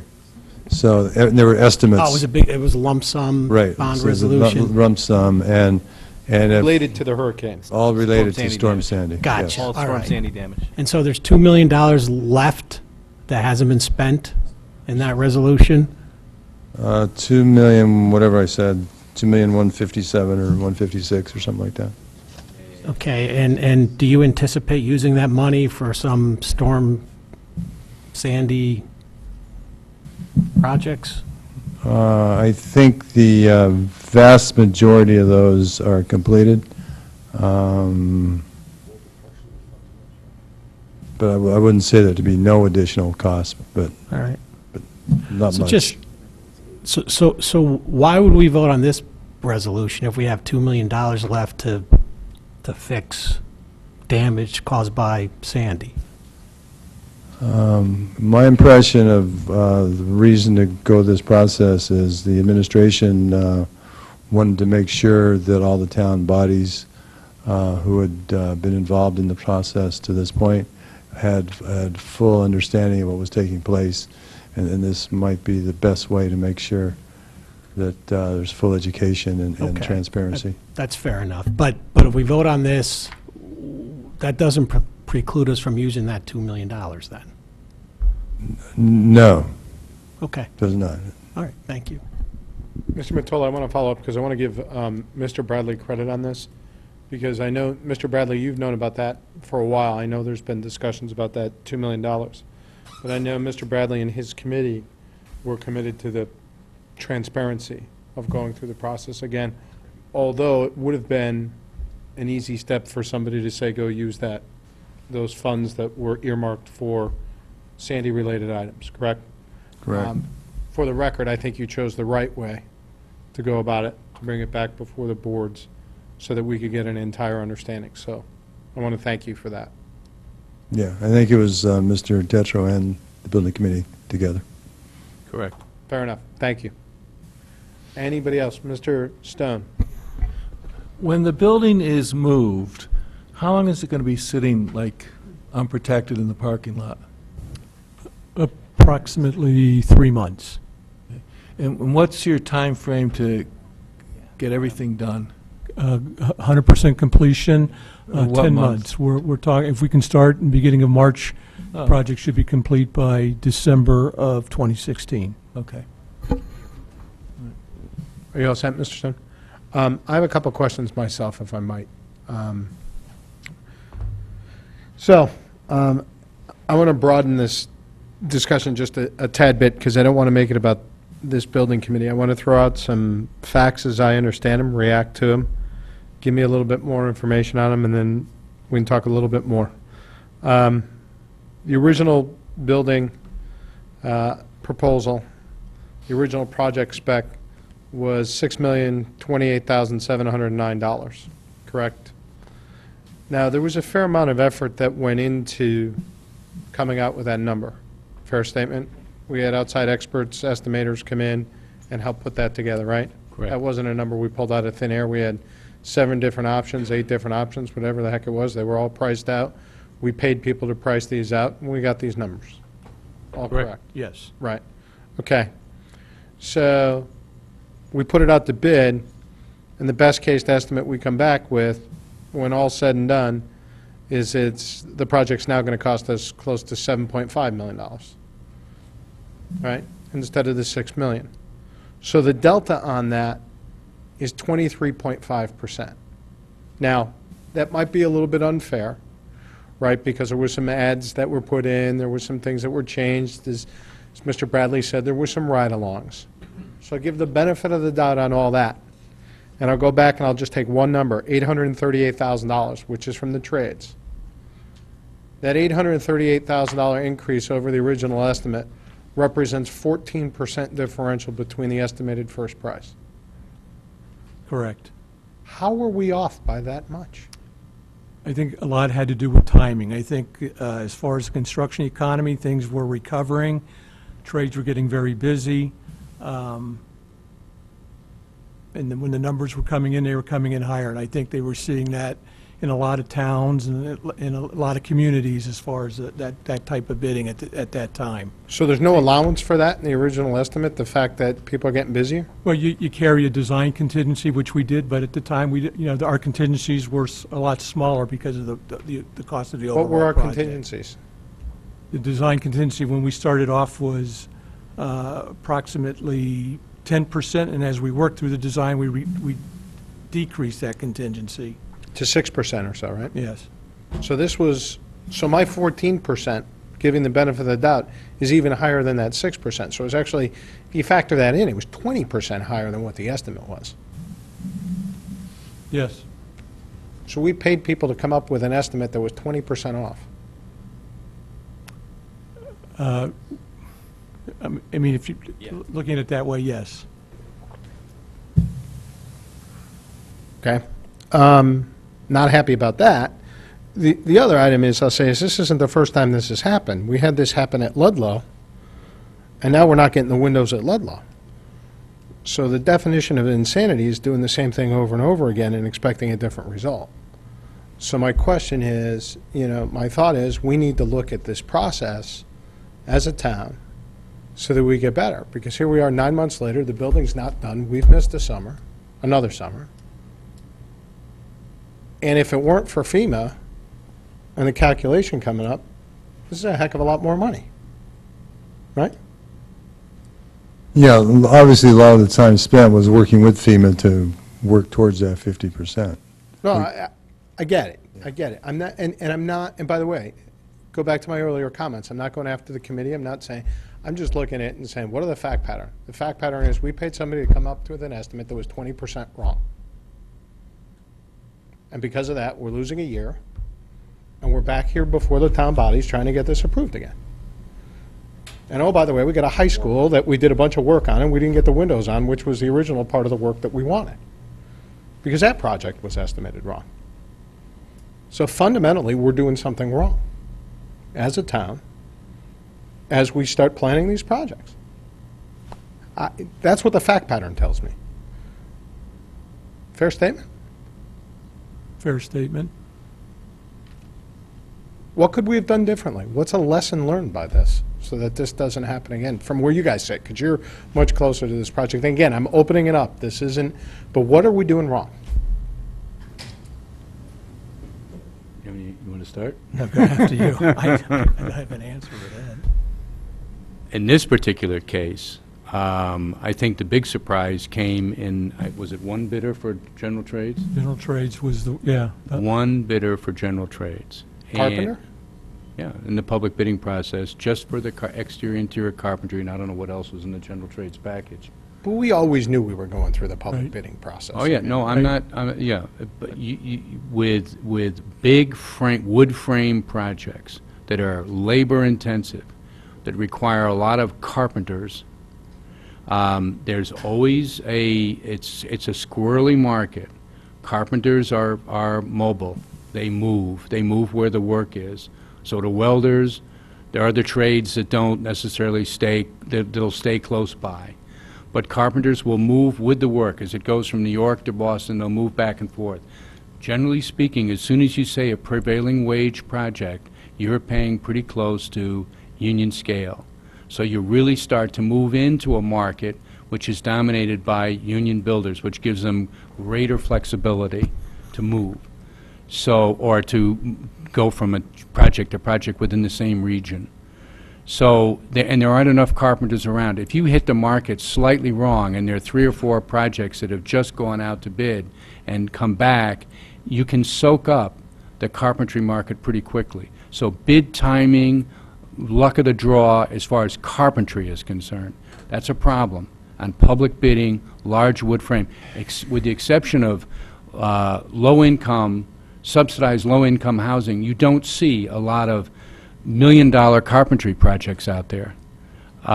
So the other thing that happened to us, in spite of what the committee tried to do and what the construction manager tried to do, is we got whacked in 2 other areas. The building move. And Brian, I don't know how many building movers walked the site, 2, 3? 3 of them. 3 building movers. This is not for the lack of due diligence. Came up here, walked the site with Shawmut, and provided their estimate, which was used in the estimate that we brought before you. But when they came to bid time, whether it was other work or whatever, that was a problem. That line item was also a bust. In the electrical and mechanical sides, always a gamble. The contractors walked through the site. I think there was adequate coverage as far as the bids are concerned. At least 5 to 6 bidders. 5 to 6 bidders in each trade. They walk through the building. You're asking them to take the risk, even though we're giving them drawings saying, this is damaged, this has to be replaced, this is damaged, this has to be replaced. They all look at it a little bit differently. And if they get in the mood to saying, forget what's damaged, forget what's not, my price is to replace it all. That's how I'm assessing the risk. So, as far as due diligence is concerned and a good committee and trying to do the right thing, I think that happened. But as far as what the market said... And by the way, please, don't misinterpret No, my thoughts. I don't. It's not a criticism of the committee. Don't. I'm sitting here frustrated because this is a couple of times that this has happened. You sit here and you say, we're actually paying people. Everything that you said is absolutely appropriate. I get it, right? Fact of the matter is, you pay an expert to factor that into what their analysis is, right? Possible exception, maybe the market moved a little bit more. I totally get it. But there's nothing you said there that you can't pay an expert to say that an expert shouldn't have been able to articulate just like you just did. And they're getting paid to put the estimate together. That's my other point. If they came in off by 5%, totally get it. Right. They came off by 20. It's unusual to Mr. Chair. have a public bidding process throw back the kind of numbers that the town ended up with. It's unusual to have that kind of a move. Yes. I mean, typically, it's 2.5%, 3% if it's a problem. I get it. Right. That's what I would assume. Right. Mr. DeWitt, you wanted to add on to Just that? to add to that, 2 years before this, we were building this thing on top of a 100-year-old building that we had knocked down. So it's not like this is where we started with, we had a 100-year-old building, let's go build another one. I mean, 2 years, I think it was 2 years before, right? We were having the same carpenters and the same electricians and the same plumbers and welders and whatever else coming out there saying, here's the bid process. And we were still 20% off. And it's accountability. It's the same statement I had before about project managers. It's accountability. You know, the chairman's right. We hire somebody to do something, they're 20% off, and they go, oh, yeah, everybody bid high, must have been a bad year. What's a year later, and the market has gotten better? I see a lot of building going on down near the beach still. We rebid this today, we would be in the same situation, so I'm understanding from, right? Yes. But 2 years before, we weren't. 2 years before. 2 years before, we built the thing from brand new, you know, and apparently there wasn't a shortage of carpenters or anyone else because that went up, and I think we got a pretty good deal on the original building. But it was a Industry, worse the economy. the design and The construction. economy was horrible then, though. Right. Right. So there was plenty of people out there to do the work. I don't know, 2 years before, I mean. It was 2008 to It was 2010. 2009, yeah. You know. Yeah, exactly. It was 2000. Oh. Yeah. The design and construction industry has done a pretty good job, bless their hearts, in shifting risk to the owner. Absolutely. And to respond to that, the owner needs strong in-house oversight and management. And And accountability. and accountability. And even though I consider this the best committee that I've ever worked with as far as the Penfield Building Committee is concerned, I think it's an exception. I think that to have architects, lawyers, construction managers, everything, we have accountants, CPA, we've got it covered. But that doesn't always happen. I've served on a lot of building committees in this town. They're all amazingly dedicated people. But in a way, the industry has outpaced them or outstripped them. If you're really going to get serious about construction in the town of Fairfield and managing it properly, it's more than a 30-minute discussion. And that's what I think, and that's my point. We've been burned enough now, and now we're burned on this project to the tune of 20% more and losing the time. We need, in my opinion, we need to rethink the way we look at these things to make sure that this doesn't continue to happen. Luckily, right, you're coming in within the ballpark because of what happened with FEMA and the good work that was done there. You're still within that band of what we thought we were going to end up paying. Right. But that's more luck than it is anything else that happened. If we go to the Ludlow project, we're actually not getting the windows that we thought we were paying for because of what happened with that project, and that wasn't because of carpentry, at least as far as I know. That's my level of frustration. So it was a broader comment as we look at that thing, and I was looking at gentlemen who are knee-deep in this for a long period of time and saying, what is our lesson learned and what can we do? Because that's what I want to know. So, Mr. Walsh, you had something? To what extent do you think the difference is where it went up, this 20% or whatever, was due to the fact that on those trades we only had one bidder?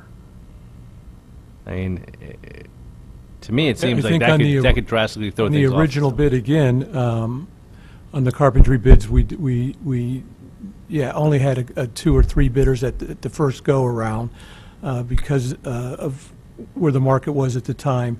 When we did it, when we went out and we rebid and we ended up with the 5 or 6 general trade package bids, the low bidder, who was roughly $500,000 lower than the number that we are using today, was not DAS certified at the time of the bid. So because of that restriction, we weren't allowed to use that number by the state.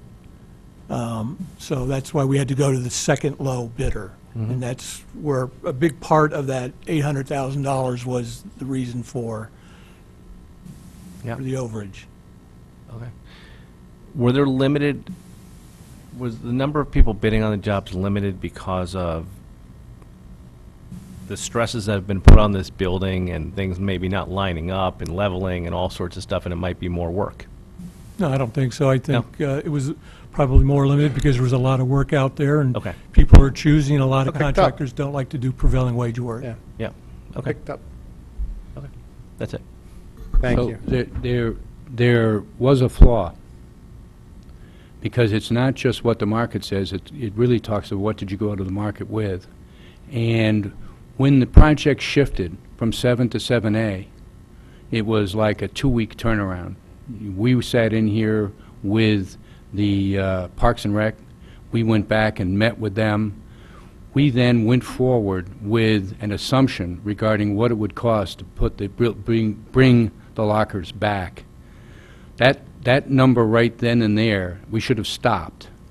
And all of us, as an entire group, as team, we should have stopped and said, re-estimate this, don't make the mistake of putting pieces together and come up with 7A. Start from scratch and re-estimate that 7A project from scratch. Take the month to do it. Now, that would have put our completion date in jeopardy.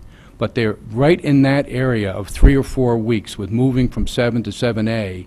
I think that could have been done a lot better on everybody, on the part of our construction manager, and obviously we support them because they're here tonight and they're going to do the project. But we've had some tough times together over these issues, believe me. Yeah. I appreciate the candor, and thank you for entertaining my question. I appreciate that. Mr. Becker?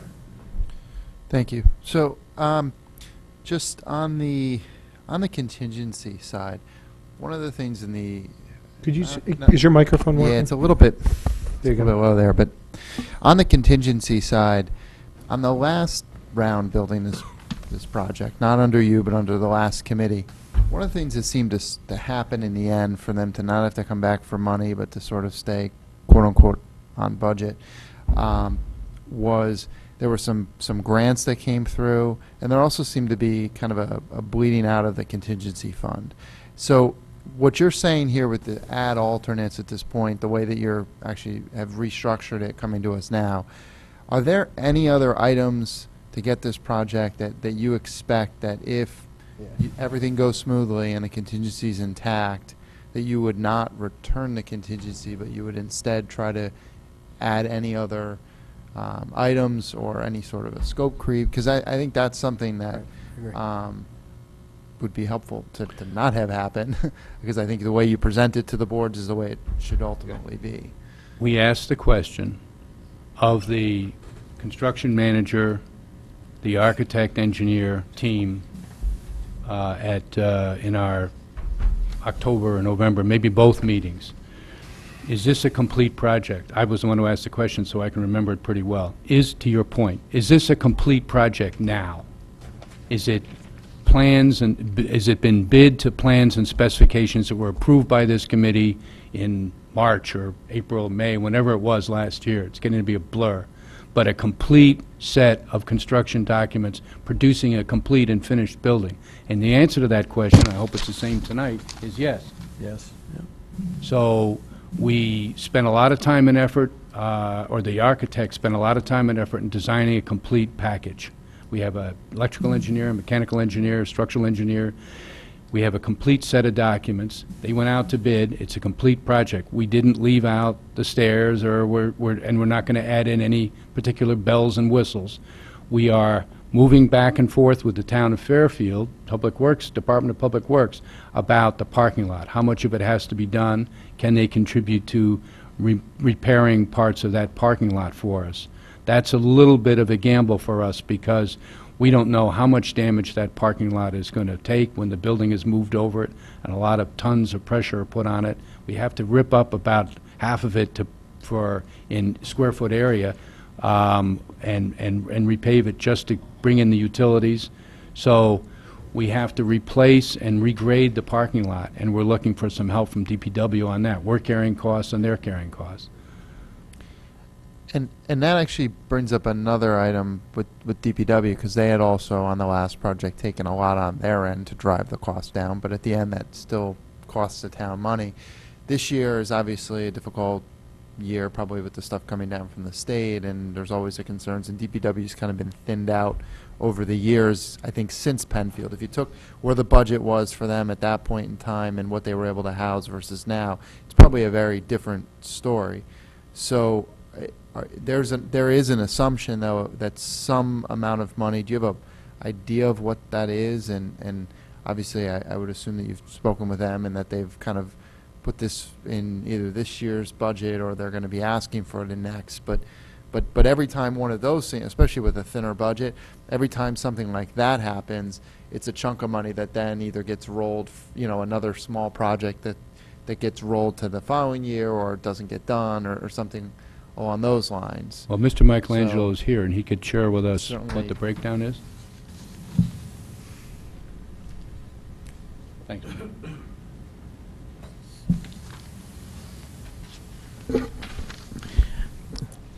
We did define what those tasks were and assign dollar values to probably about 2 months ago at a Penfield Building Commission meeting. I don't recall what those numbers were now, but they are numbers that could be absorbed in our operating budget. And when I use examples, just like we didn't ask for separate appropriations when we did the Burroughs soccer field lot or the Old Dam Road lot where the where the tennis center is. We're in the construction, public works business, so we typically do projects, and is something we could absorb in the budget. Like I said, I don't remember the number, but it was certainly, south of, 60, 70,000, somewhere there. And that was basically it was material, drainage pipe, grading, and that included our labor, our equipment. We factored all in costs, so probably less than half of that is out-of-pocket cost. Okay, thank you on that end. The next item I've got just goes back to this, that original 2014 winter, spring, the 5 million, and the fact that there's, Mr. Brown brought up a good point in that there's sort of a bond that's sitting out there. The first question is, has any money been expended from that? Some of your seed money, if I remember, was that where it was? Up until Anybody who wants to yeah, answer. well, up until this project had its own funding approved, all the design fees were taken out of that $5 million appropriation. So the money for DeStefano Chamberlain, for Shawmut, et cetera, was paid from the original $5 million bond up until the point that this project received a separate appropriation. And Mr. Mayor could tell you, I think that's when the line was drawn. Nothing else was taken out of the previous account once this project had its own dedicated funding. And that money, that amount is now going to be rolled instead into this bond, or you're going to take some of it out of that bond and then some of it out of the new bond? Because at least when this came to us the last time, it seemed like everything was going to be housed under this one new bond, because we were approving all all the amounts and the bond amounts all tied to kind of one project, not the initial and then the next phase. That's correct. It's all coming out of this bond. Okay. And will we want to take some steps to deauthorize that portion, or, because that's a big Eventually. amount of money that's sitting out there? Eventually. Yeah, actually, the next agenda item has us looking at some deauthorizations and some But not- reallocations. Not that one yet. No, that's still an open one, because there are still a few open projects on that list. Okay. So you'd wait and not just deauthorize an amount for Penfield, but you'll come back to us for the whole amount. But it's the intent to bring to zero that Penfield portion out and only live within this new appropriation. Correct. The intent not to put anything more in there. Okay. I'm good for now. Anybody else? Mr. Walsh, did you have a comment? Well, I just want to make a comment in regard to this overall project. I mean, we've now torn this thing apart with the numbers and everything like that, but I know where I'm coming from is that I voted for this project in January, and we've gone through a lot since January about what the funding was going to be, but I still support this project 100% for the exact same reasons I supported it back in January. I mean, we are trying to restore a building that is a landmark in this town. It is one of the things that drives people to come to this town. It's our premier beach. We had a great building that we had built before. It could have been stronger. There's lots of arguments to say that those footings should have been handled a lot differently than they were, and they probably should have. And I think in trying to take shortcuts, trying to keep this project down at the time, we didn't put the proper footings in. But I feel confident with where we're going with this project right now, the way the footings are going to be done properly, with the steel beams that are going to be going under, what this committee is doing, raising that building, that we're going to have another building that's going to be able to survive for the next 60 or more years, hopefully. And I just wanted to make a comment that, we've been talking about numbers, but in regards to the project itself, I am still 100% in favor of this building with the lockers, with the revenue from the lockers, and having the exact same program that Mr. Lombardo explained and we've had in this community ever since we purchased that building. So I'm in favor of this. I'm happy with all the work that everyone in this room has done. This committee has done, I believe, an amazing job for 2 years with the amount of curveballs that have been thrown your way, options, changes, us asking you to consider revenue for the lockers or whether to put them up or down. This whole FEMA reimbursement, I'll give kudos to Bob for guiding us through those choppy waters and getting us to the point where we're getting 75% reimbursement. But it's been a lot of work on a lot of people's parts. It has been frustrating.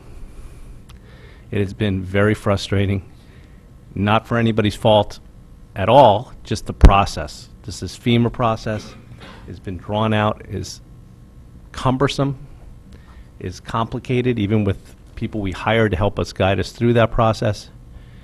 But in the end of the day, I think we will, despite missing, I think we'll be missing our 4th season of the beach again this year, we're going to end up for this community with a project that's going to last a long time, and it's going to be a great building, and I'm confident about that. So I'm voting in favor of this. Thank you, Mr. Walsh. Anybody else? I'd like to echo most of what Mr. Walsh said. I, too, supported this last year for the exact same reasons as Mr. Walsh. I was very concerned over the summer months when I was reading where the project was going from a cost perspective. So I was very happy to realize that we're within that target range that Mr. Mottola and I talked about earlier in the meeting. And I'll support the project. Again, I want to thank the members of the Building Committee for your time and for your efforts and working with the administration and the financing of this, as well as with our construction managers. And from my perspective, I just wish you the best at getting this completed. Anyone else? Seeing none, I'm going to call this for a vote now. Can you move it? Mr. Brown, second to Mr. Mottola. All in favor of approving? Well, let me read it, okay? Please let me read it. Resolved that the bond resolution entitled a resolution amending and restating a resolution adopted by the representative town meeting on February 3rd, 2015, entitled a resolution appropriating $6,028,709 for costs associated with the repair and restoration of Penfield Pavilion and authorizing the use of $1,750,000 of insurance proceeds to fund such appropriation and the issuance of bonds to fund the portion of such appropriation not funded by insurance proceeds, to increase the appropriation to $7,446,999 in bond authorization to $5,696,999 be and hereby is approved. All in favor of this? Opposed? Abstentions? The item carries unanimously.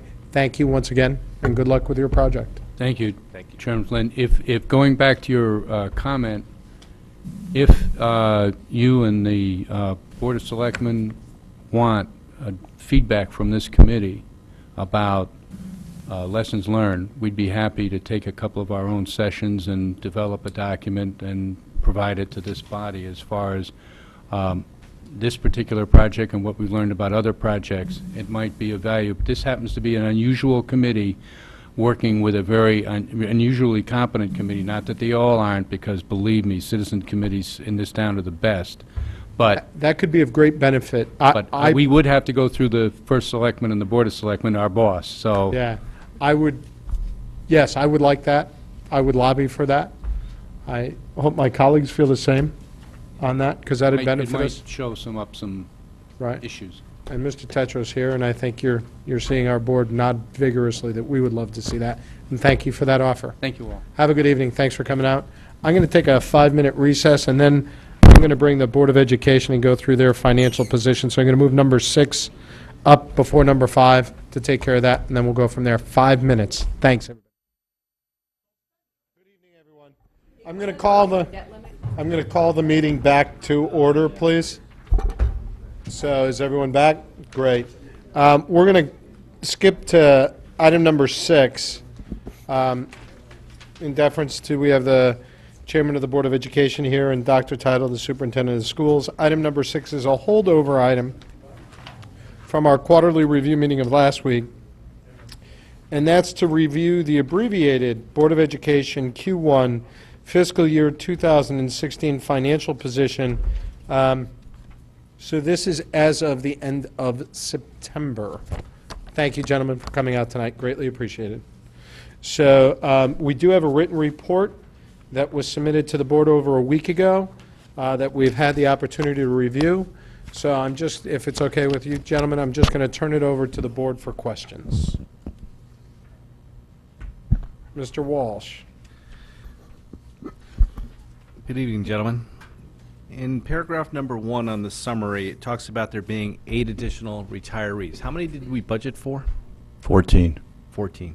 So once again, we had over 50% more retirees than we anticipated. It seems to be kind of like a running thing where we're underestimating it by great numbers. Yeah, we've been over it for the last few years. Yeah, we had budgeted for 14, we had 22.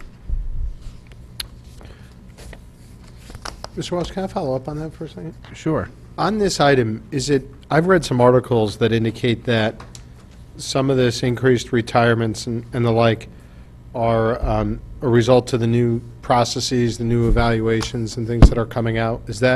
Are you seeing that, or do you think that's the increased turnover that we're seeing in the first few years here with all the changes with Common Core, et cetera, et cetera?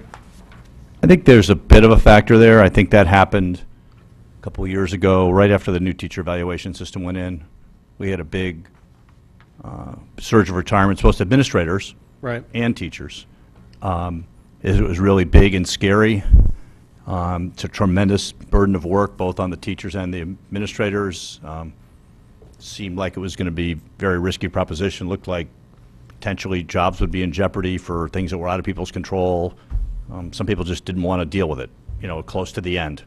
That combined with sort of age and stage, I think that was one of the big reasons behind the real huge bump we had a couple years ago.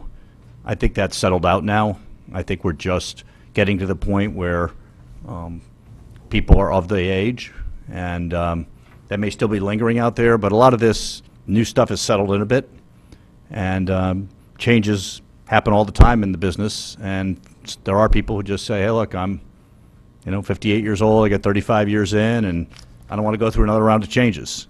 I think that's a factor, but I think it was a bigger factor a couple years ago than it is now. Are you also, are the teachers waiting, I'm presuming it's teachers, you said staff members, so I say staff members. Are the staff members waiting to give you notification that they're leaving too? It comes in drips and drabs, but there's always a number of people that for whatever reason are very shy, reluctant. They don't want publicity about it. They wait almost till the end of school sometimes. They don't want a big party. Teachers are not, in general, these are all teachers we're talking about, the 14 teachers to 22 teachers. So we're not talking about administrators, we're not talking about secretaries. This is really a teacher number. There are always a number of people who teachers generally want to keep to themselves, and they're not really looking for a lot of publicity. They're not looking to be in the limelight, and a lot of them just want to sort of go out quietly. Some will wait till the year's over, last day of school, come down to the principal and say, I've decided to leave. That does happen. Yeah, go ahead. My wife was in that position because she worked for the school district about 5 years, about 10 years ago. She waited to the end, and the reason that she waited to the end is she really did not want to deal with the emotional conversations with students coming into her office area saying, "Oh, Mrs. Dwyer, you ought to stick around here. Come on, you've got to stay. We need you." And she just said, "No, I want to go out quietly, and I don't want to have to deal with all those multiple conversations."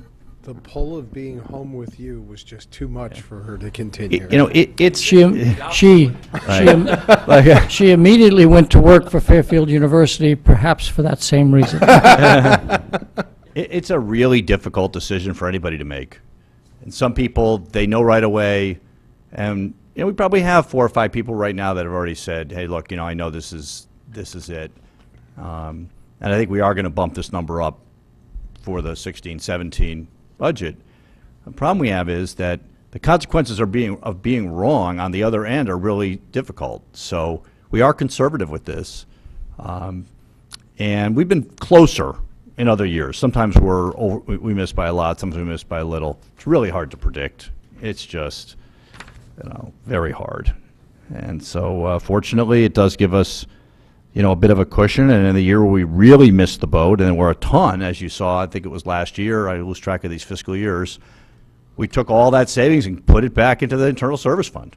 So it's not like we took the money and spent it on something else. We plowed it back into the medical retention fund to plug a gap there. So, you know, in the event we get a huge windfall from that, we've been pretty good about turning it back.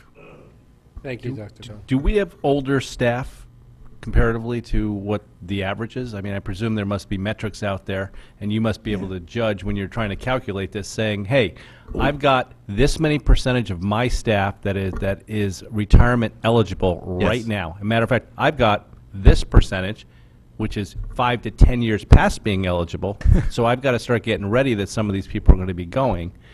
Is that one of the things you look at when you try to calculate what this number is? We do. We also, we actually try to do it, I guess if this were stock picking, this would be bottom-up stock picking. We actually try to go out, talk to the principals, talk to other teachers in the buildings to say, you know, who's out there talking about it? What have you heard? You know, so-and-so's eligible. Do you think they're staying? Do you think they're going? We almost go person by person to try to ascertain, you know, what's the likelihood. Now, a lot of people keep to themselves. And every year we're surprised. We had somebody retire this year who had maybe 22 years of teaching. It was like age 50, right? This person was on no one's radar screen whatsoever. But for a lifestyle reason, husband, whatever, a family, illness, whatever, they, you know, no one never would have picked her up on the radar screen. And there's other people who you say, you know, these people are ready to go, and they just stay and stay and stay. And last year we had somebody retire who was... Deb, you're laughing a little hard at that. Yeah, right. You're right. No, I mean, we had somebody retire at McKinley last year who had 50 years of teaching, something like that. We had, and still going strong. So it's really hard. So we're more about trying to do the intelligence out there of what have you heard, who have you talked to, because I've really no interest in being wrong this much. It's just really hard to predict. Let me switch gears to the previous line of that sentence where you talk about that you had to make additions because of class size requirements, which I totally understand, and you can't predict until the kids show up. Right. But the other line, which is course enrollment patterns at the high schools. Just give me a brief synopsis of that. Is that core classes that we have more people in that they have to take these classes that we have to fulfill, or are these like elective classes, like we have a photography 202 class and we had 60 kids signed up instead of 30, and now we're adding another photography class? It's some of both. Okay. It's some of both. It's we had about the right number of students show up, but not everybody gets everything they ask for. We close classes off. Classes get full. The staff is maxed out. And so there comes a point where we just say, look, there's only 40 seats in photography. 60 kids want it. So, you know, the 40 juniors and seniors get priority. Everybody else has to wait. But when you do get overwhelmed, the alternative, we don't want to have too many kids with holes in their schedules and study halls. And so we're trying to balance that out. But if you look at it, across both high schools, I think we added a couple or 3 teachers per high school. The high schools have 120 staff members each. You know, on a percentage basis, it's not that big a deal. And we do have people taking or wanting to take more, you know, AP classes and advanced academic electives, and we want to encourage that. So it's a balancing act there. So I would say it's some of each, Jim. Okay, so then when we go down to personnel services, so let's stay up on the summary. So basically, you think the summary from the 8 retirees, which is approximately how much per retiree? 35,000. 35,000. But you think it with the hires that you had to hire down below, it equals out? Right. So we had two sources of money that work in our favor. One was we had 8 more retirees, and the other is we had more staff turnover. This is certified and non-certified, non-retirement turnover. Okay. All right. People go on maternity leave, whatever it might be. So that saves us some money. And the impact of then, of course, needing to hire additional people, you take those two together, it pretty closely nets to 0. So we're covering the additional teachers we need with the turnover and retirement savings. So we're not looking at the end of this year to see those lines to have large balances in them. It's really, you know, estimate right now is it's pretty close to a wash. That's why the line says the 8 retirees and staff turnover will just about offset the additional staffing, so we're not going to have any significant balance. We also won't have a deficit. Yeah. Okay. But when we go down to personnel services, we've added 13.3 FTEs in staffing. Correct. With 10.9 of those being certified positions. Correct. Okay. My concern going forward as we start heading to budget season is I presume that those people are going to stay with us, correct? So we're going to have more, we're They stay in the employing more base. people. Yeah, they stay in the base, but so does the turnover savings stay in the base. The turnover savings stay in the base except for the fact that you will not have, as long as I ask you to accurately predict what the retirements are, you're not going to have those retirement savings so in a way, we're automatically building in for next year an increase. No, because if we budget for the 14 retirements and we get 22, then the savings for those 8 additional retirees lowers the total expenses in the salary account that's our base for next year. Right? So oftentimes what happens is if we have additional retirements and we have additional turnover, but we don't have to hire any new staff, the base that we build the budget on is lower. And it helps us in the budget. So we won't get any help, might be a better way to look at it. Won't get any help towards next year's budget. I do think we're going to build in more than 14 retirements next year based on the early intelligence out there. I think we're going to be closer to 18 in that vicinity. So that will help us. But you're right. We're not building a hole. It's just sometimes we had a favorable thing that isn't going to be there. That's not the favorable part's not going to be So, there. yeah, It so just concerns me that we're adding 13.3 new positions in, because I'll tell you that if we added 13.3 positions in on the town side, it would be there'd be a lot of scalpel being out and cutting and all sorts of stuff going out. Right. People would be freaking. Okay. Yep. Freaking. Well, we have, some things we really cannot change. So, I definitely understand the the dilemma. I definitely understand the class size situations. Yep. And I guess that works. I don't know if it works both ways, because if next year the numbers work out better, are you going to be laying off teachers? I mean, seriously. No. So so here's the problem with here's the problem with elementary. And I am going to suggest a change when we budget elementary for next year to try to avoid this problem. Elementary is done strictly by a formula that we take the enrollment projections that we get, and they're annually updated, school by school, and we lay them out on a grid, and we say, that many kids is 3 teachers at Riverfield School in first grade. And if it's one kid away from needing 4 teachers, we only budget 3. Okay? And in grade 2 at Riverfield, or any school, you know, there could be 2 away from needing it. And what happens is, and what happened this year, is that we had a lot of classes like that, and in a bunch of cases, a few kids moved in and bumped it over the top. Right? So as we're looking at next year, I want to avoid this situation, if I can, by building in enough teachers at the elementary level so that this looking at the number of classes that are 1 away or 2 away, and building in some slack there. So if this happens again, we're not in this position, because what if this happens again next year and we don't have 8 retirees and we don't have staff turnover? Then we really are doing what you described. So we're going to take a little different approach, and I'll get into it when we do the budget of how we're doing it, because sometimes the numbers that lay out on those arrays cause you to be really close to adding a teacher in a lot of places, and it's just too big a risk. And we got burned on it this year.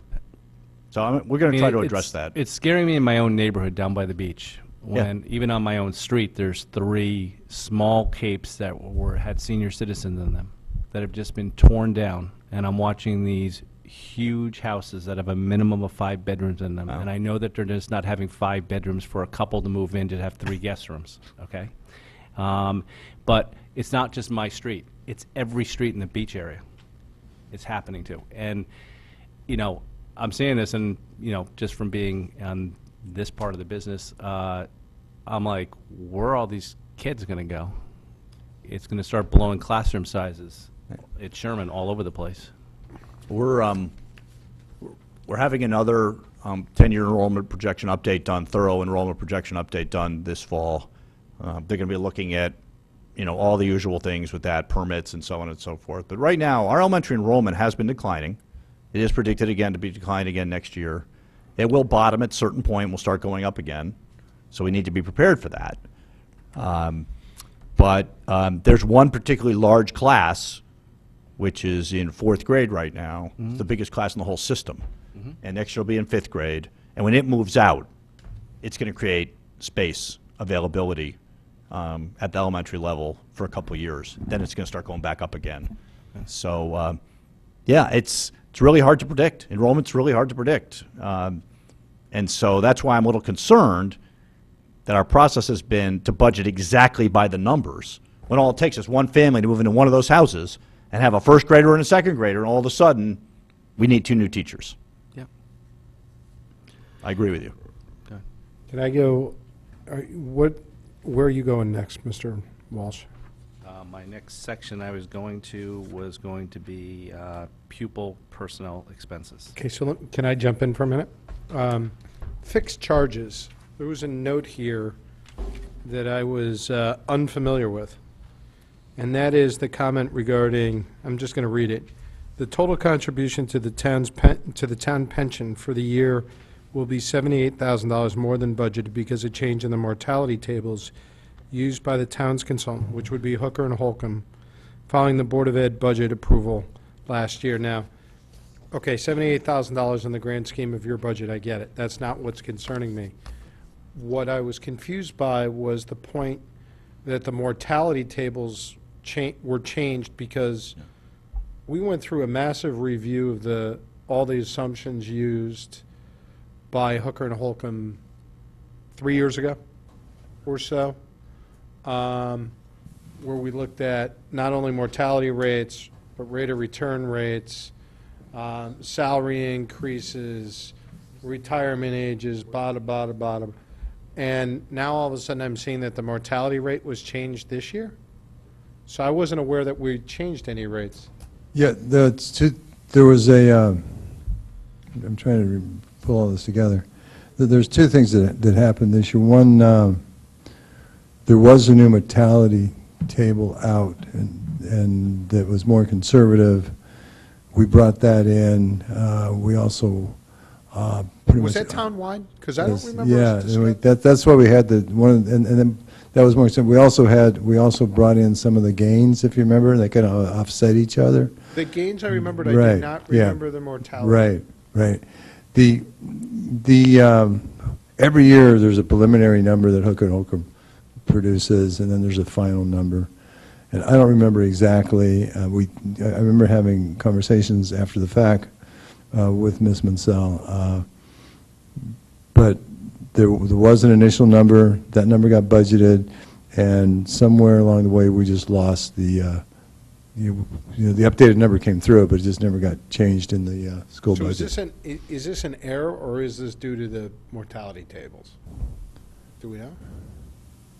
It's an error from the perspective that the correct number was produced, but for some reason just did not get picked up in the budgeting process. Okay, so this was an error. And can we go back and just check on the Hooker and Holcomb item? Can we go back and check, are we changing any of those assumptions again this year? Because those assumptions, when No, we there start was- moving around with them. No, there's a new mortality table that came in that was more conservative, and we just try to take a conservative approach. Okay, I just want to know, this year, we're going to get another report from them, right? Correct, Okay, I want to know if any changes in the assumptions this year. yeah. And I'm not saying, I just don't remember the mortality table Yeah. discussion. I'm not saying it didn't happen. Yeah, no, there was two that I ops. remember yeah, the game. Yeah, yeah. Mr. Becker? Yeah, it was in the beginning of 2012, just before budget. There's the experience study, and I think that they do change some more census or broader based things like the mortality on a, I didn't think on they an- changed it every year, but I'm not sure every year, but I think there were a few items that they can change. you remember we between went that. through it all a few years Right, ago, no, right? you- The mess, But- we actually. You're totally correct about that. That was, Yeah, the Yeah. big one Yeah. was beginning of Yeah. 2012. but there was a new, more conservative, conservative from perspective that it increased the contribution requirement to the Yep. plan, and we just wanted to stay ahead of the game, so to speak. So from the budgeting perspective, it was an unusual year in that the Board of Ed budget actually went all the way through the process and didn't get cut. So the Board of Ed actually never got back to revising its budget really in May. It was like, do we open up the whole budget? And by then I wasn't here either. So it was like, do we open up the whole budget to correct a $78,000 overage in this huge budget and then open up everything? Or do Yeah. we just leave it alone and say, well, we'll just let it lie, it's 78,000 in this large budget, and be thankful that we made it through the process the way we made it, and just move on and absorb it. So we just decided to absorb it. And I was more, and that's fine. Yep. I don't have any problem with that, That's with just the so you know, size of your yeah. budget for $78,000. Right. My greater concern is just making sure that we're all operating with the same set of facts when we're reviewing these allowances, and the fact that it noted the mortality table change, and I just did not remember it. So that was my. Okay. So, thank you, Mr. Walsh, go right ahead. In pupil personnel expenses, you've been open about, how this area is a very volatile area in your budget, depending on reimbursement or services supplied and things like that. And I know that you have to file your applications to the state in December. But before we get to the February meeting, could you get us some estimate on how we're looking after those applications have been applied for? Sure. It actually goes in today. Okay. As of December 1st. Now we have to submit in December. Yeah. Then the state will confirm it or, tell us, yep, you calculated it correctly. And then that gives us a pretty good handle, although there's one more filing, you're always chasing your tail. And you're still always estimating what percent will they give you of what you're eligible for. We budget 75%, and sometimes you get a few points more, sometimes you get a few points less. So, that's something I'm on pins and needles for myself, because I hate seeing a report with a parentheses of 1.4 million. But we know it's out there. Okay. So we're not concerned about it right now. Our outplacements haven't been running high. In fact, we've been running lower on outplacements. We've been taking some proactive steps that are listed in here to keep those outplacements from happening and bringing kids back. So overall, I'm not worried about it, but until we get that from the state, I'm a little nervous. And when will that be? It's usually in January. All right, if you could just let us, The first one, the first cut of it. yes. Yeah. Then the second one, we file March 1st. So they'll give you an estimate, it's usually in January, depends how shorthanded they are. They'll give you an estimate of, this is the right number, and based on the filings we've gotten, you can expect 75% of your number, first cut. That gives you a pretty good corridor to work with for the rest of the year. Then you file again in March. Around April, they say, okay, we know where you are now. Adjust it to 73%, however, because there's been too many claims in from the rest of the state. So we get 2 windows on that, and then they do one more adjustment at the very end, but any change there goes over to the town in the following fiscal year. It doesn't impact us. All right, if you can just update us sometime in January or something like Yeah, that. as soon as we get it, Yeah.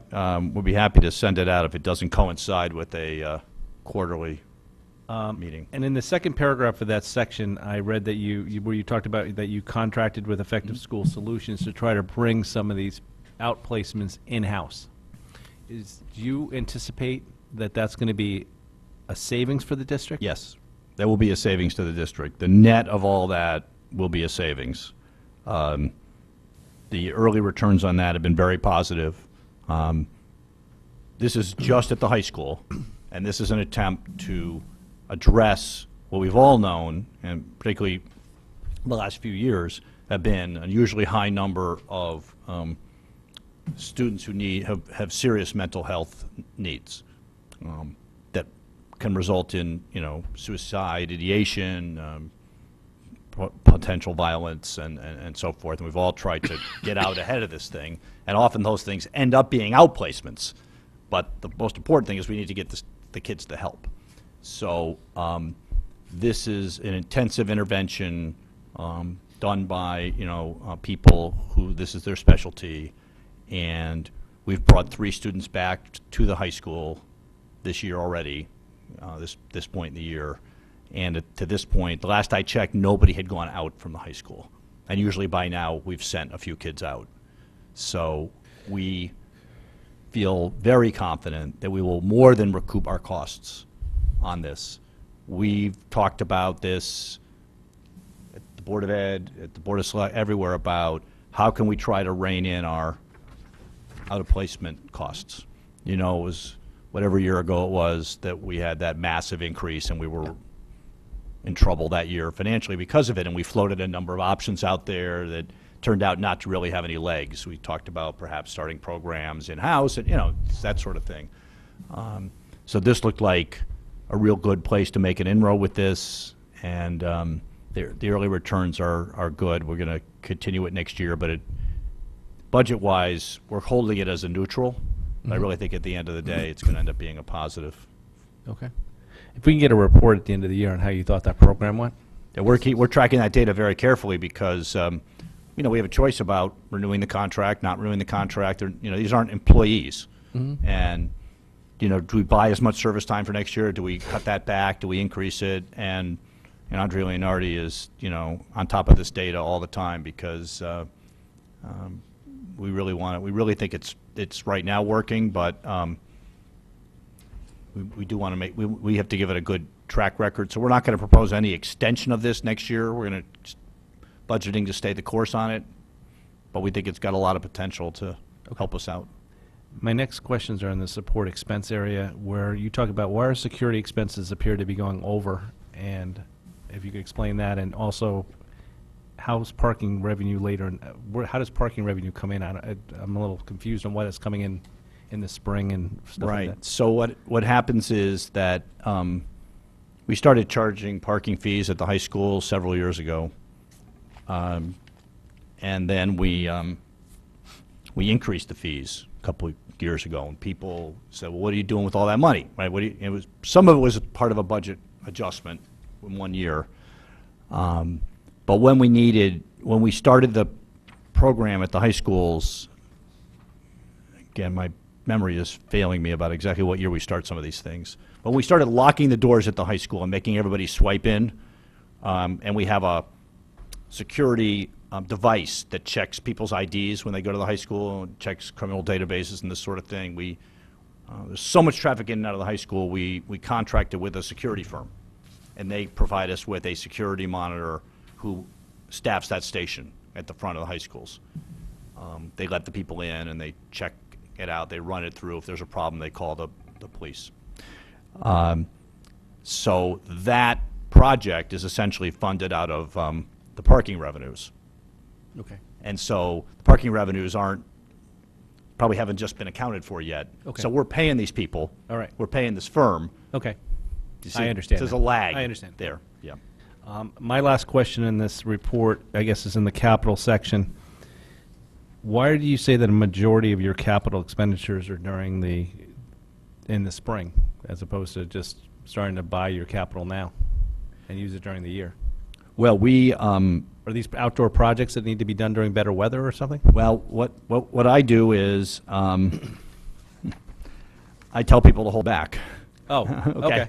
I mean, to be honest with you, Jim, All right. you know. So it's kind of a like, you use it as a backup contingency. If I get, yeah, exactly. I So- mean, No, that makes sense. yeah, I mean, so we let most of it out. Yeah.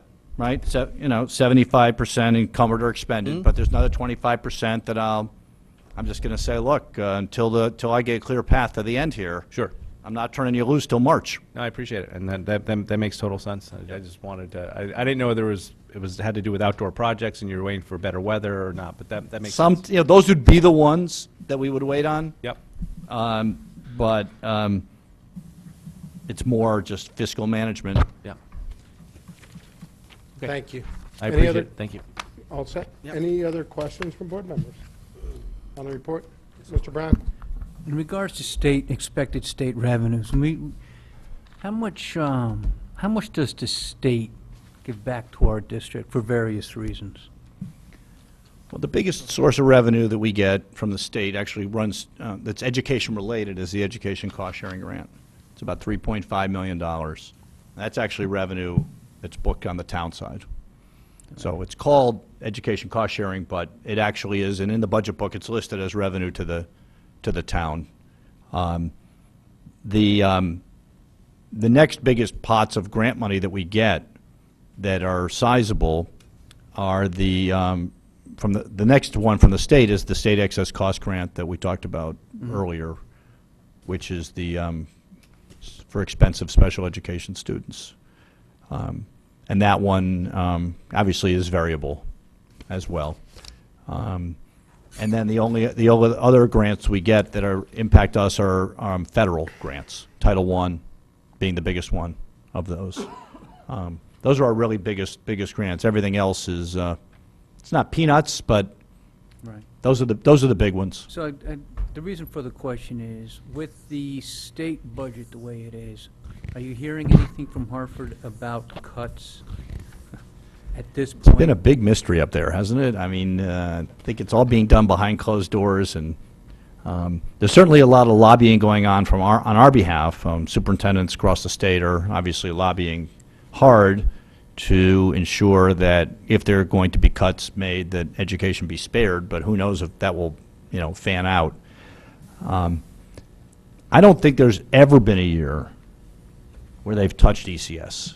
In the worst of times, ECS has been left alone. And that would be the biggest risk, because that's the biggest number. And that would be an issue on the town side if that were to be cut back. Special ed, they've also never touched. They also don't increase it. But, every year could be different, and who knows? They may come out and say, we're cutting ECS by 10%, and we're cutting special ed because we have to do it. There's nowhere else to go. There's no way to know. There's nothing in the governor's budget comments about cutting anything with the ed, Okay. except for school transportation, which we don't get any. We get next to nothing on it. Yeah. Right. Yeah. All set, Thank you. Mr. Brown? Yep. Mr. DeWitt? Just one quick question. I know last year there was a large discussion around, well, we always talk about special education costs, but there was a large disparity with how many children, the quantity of special education children. How is that played out in this school year? It's been stable. It's been worse, yeah. Our total prevalence rate in special education, that's a fancy term for what percentage of your overall population are classified as special education. Our prevalence rate is right around the state average. The issue we had a couple years ago was not so much with the prevalence rate, but the large number of high-cost students that moved into the district. Right, yeah. Or, had issues that caused us not to be able to service them within the district. So Yeah. having some additional special education students in and of itself doesn't necessarily goof up your budget too much. It's if you get some incredibly complex cases where a family moves in that you weren't expecting. At this point, we've been able to manage that pretty well. And as I said, we've actually, we also look to bring kids back as often as possible. We've been successful so far. So right now, I think we're stable there. So I said I don't expect an issue right now with our total special education expenditures in that regard. Great, thank you. Great. Anybody else? Mr. Becker. Not so much just for education, but perhaps, and I know that during budget, obviously, these are circulated, but if we could get a town side and just the latest town side and education side summary of state funds that are sort of at risk during this process, so we really just That was in the backup at the quarterly meeting. That was in there? I thought so. With their numbers as well? All state I'll grants. think, all right, I'll think through it again. I may have Yeah, missed. I think so. All right, That's fine. perfect. That's it on this then. Okay. Gentlemen, thank you very much. Okay. Appreciate your time. Appreciate You're you welcome. coming out. All right, item number 5, to hear, consider, and act upon a resolution approving the deauthorization of surplus appropriations for projects previously approved for bonding authority and review of open bond issues. Okay, you'll recall in each year's CAFR, there's a schedule of bond authorizations outstanding. It's in the footnote. This is a procedural item whereby we close out bond resolutions where those projects are completed, the audits are complete, and as Caitlin will remind me, they're never done on as timely a basis as I would like to see, but that's not because of anything the town does, that's the state primarily comes in and audits. The one thing I will ask is moving forward, it would be helpful just for me to have the dates that we did the bonding authorizations on here, if we could add that to the schedule, so it's attached, just so that we know the age of them when we do look at them. I would appreciate that, if you could. But otherwise, I'll turn it over to you guys. What I'll do is, I guess I need to put this before us, 'cause- Mr. Mayor, do you have an extra copy of that? I didn't have one Oh. at my desk. Mr. Walsh, since you raised your hand, can you move this before us? this Sure. item? I'll move it. And Mr. Stone, second, so the item is before us, the resolution. Thanks. Go right ahead, Ms. Bassi.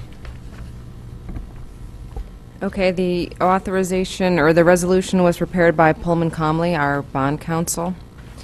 I don't know if you want me to read it or not, but... No, you don't need to read the resolution so much as, can you walk us through the schedules? The Exhibit A? Yeah. Okay. There are 5 projects which we would like to have voted on this evening regarding either the deauthorization or the reallocation of funds. The top project is the fire suppression water lines, and again, a lot of these are older projects. As you could see, the bonding authorization was for $2.6 million. We've issued debt for $2.625. The expense is equal.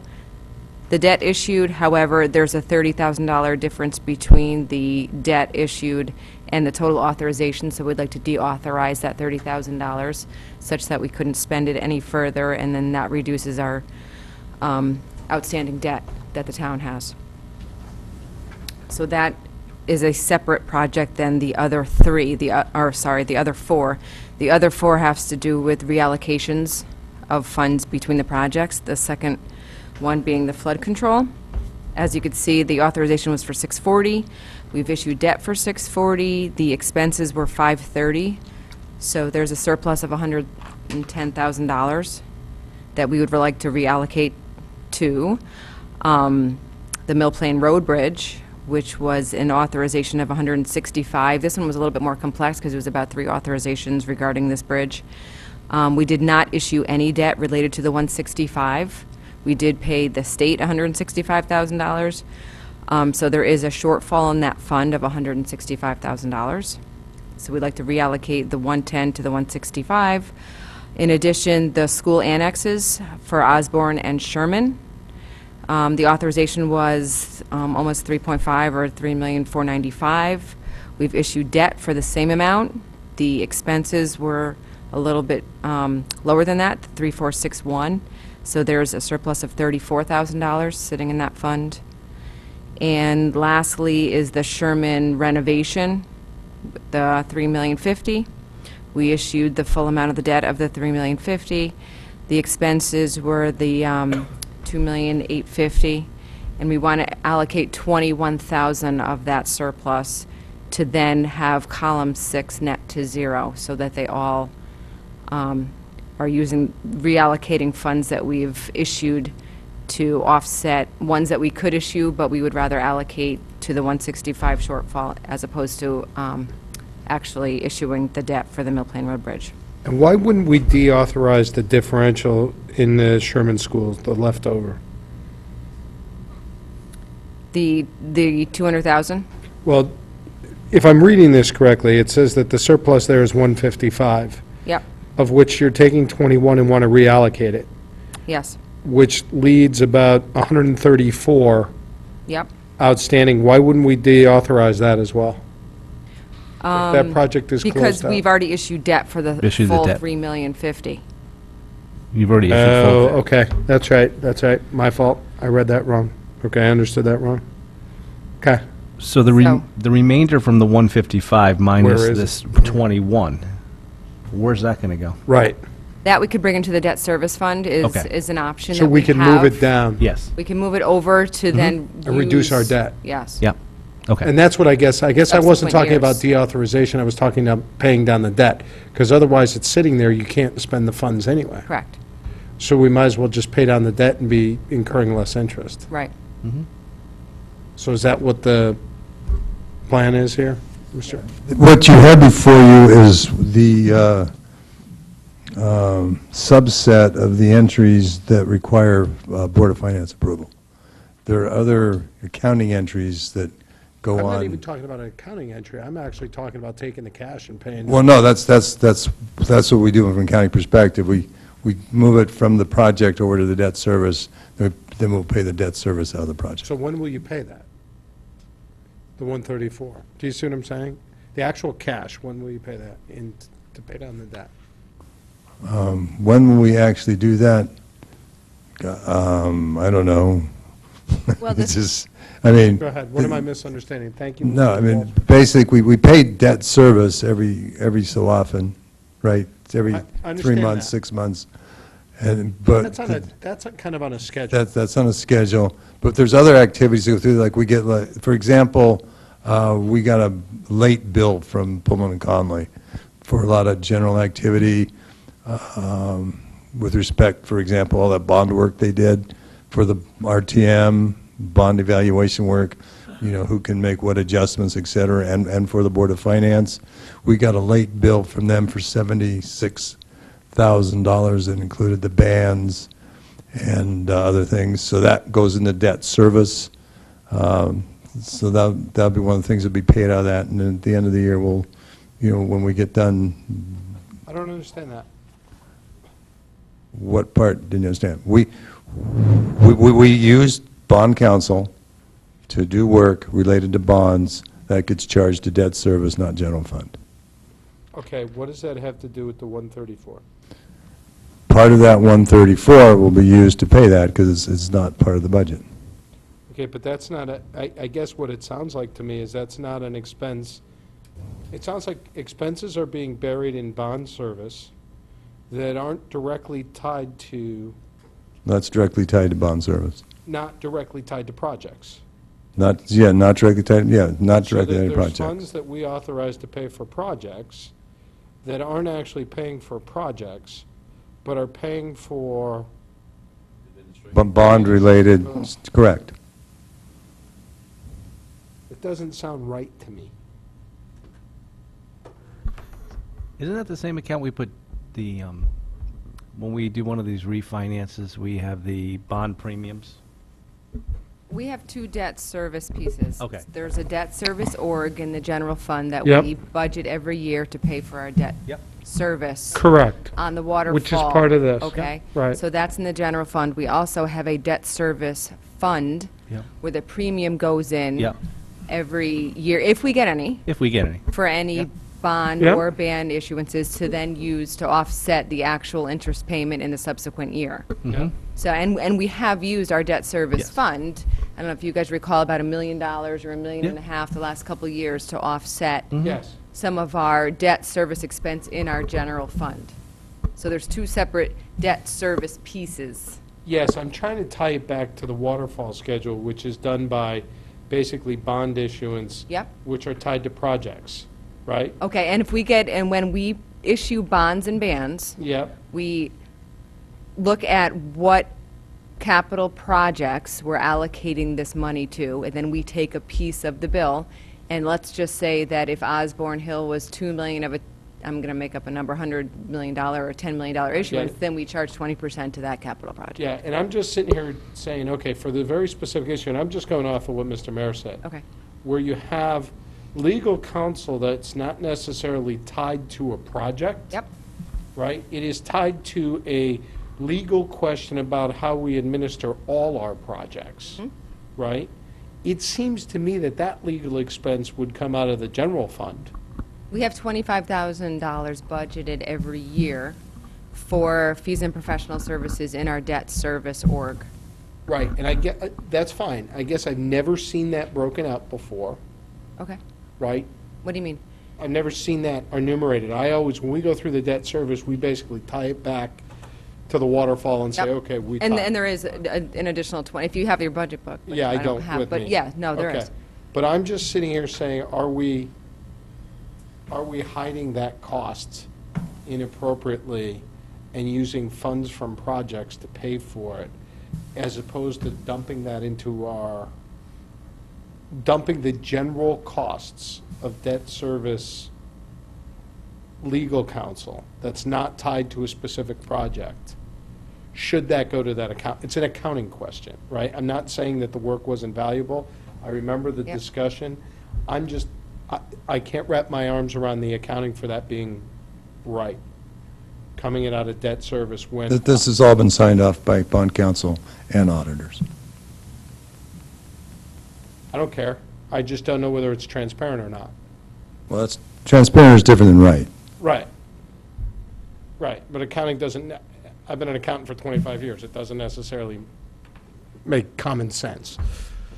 So I'm just trying to figure out, we can take it offline, but the accounting for it just, to me, seems a little bit funky. Yeah, I think it's appropriate. What? I mean, basically, it's like a DAX, like a direct administrative cost. Okay, to but I'm your overall sitting, but I'm debt. sitting here saying, hey, look, we have this bond out here that I sat on this board and I helped approve for $3.5 million to be used for Sherman School. Right? Now we've got $134,000 left over from that bond. When do we pay that back so that our debt service cost goes down? That's all I want to know.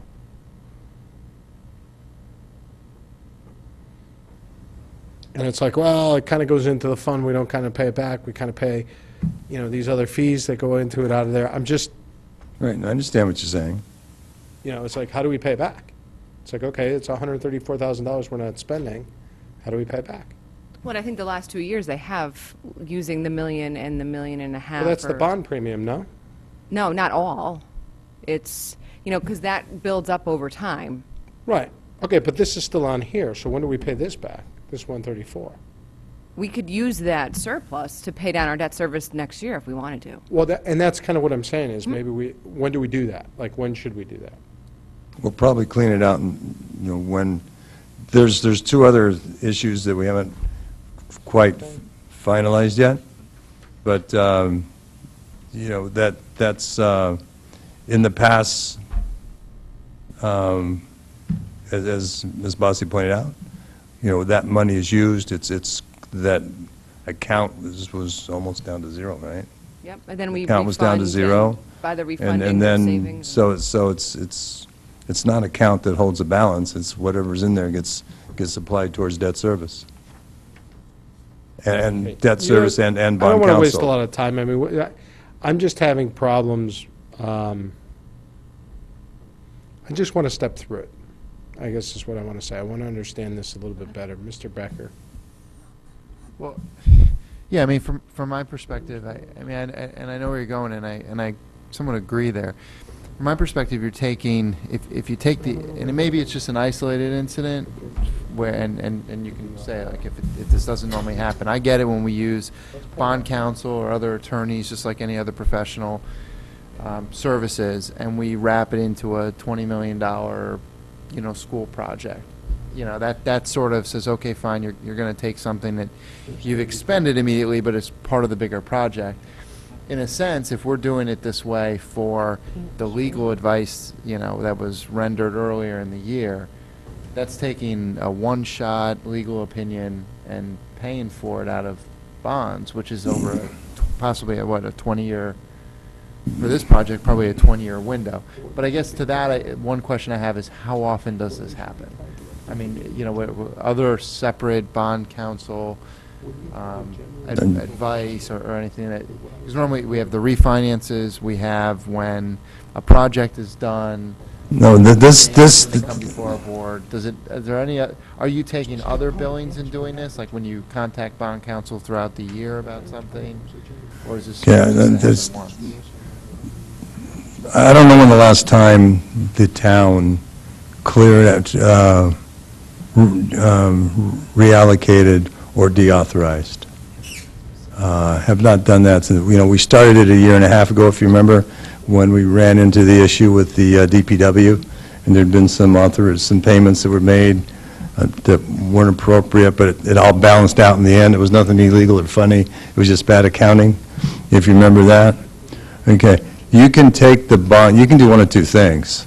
You can take a legal bill that's related to bonds, this is a direct administrative cost to hold bonding, and you could allocate it to every bond based upon every bond that's outstanding, and allocate the $74,000 over the 200 and some of that was allocated out because some of that was project specific. Let's say there's 40,000 left.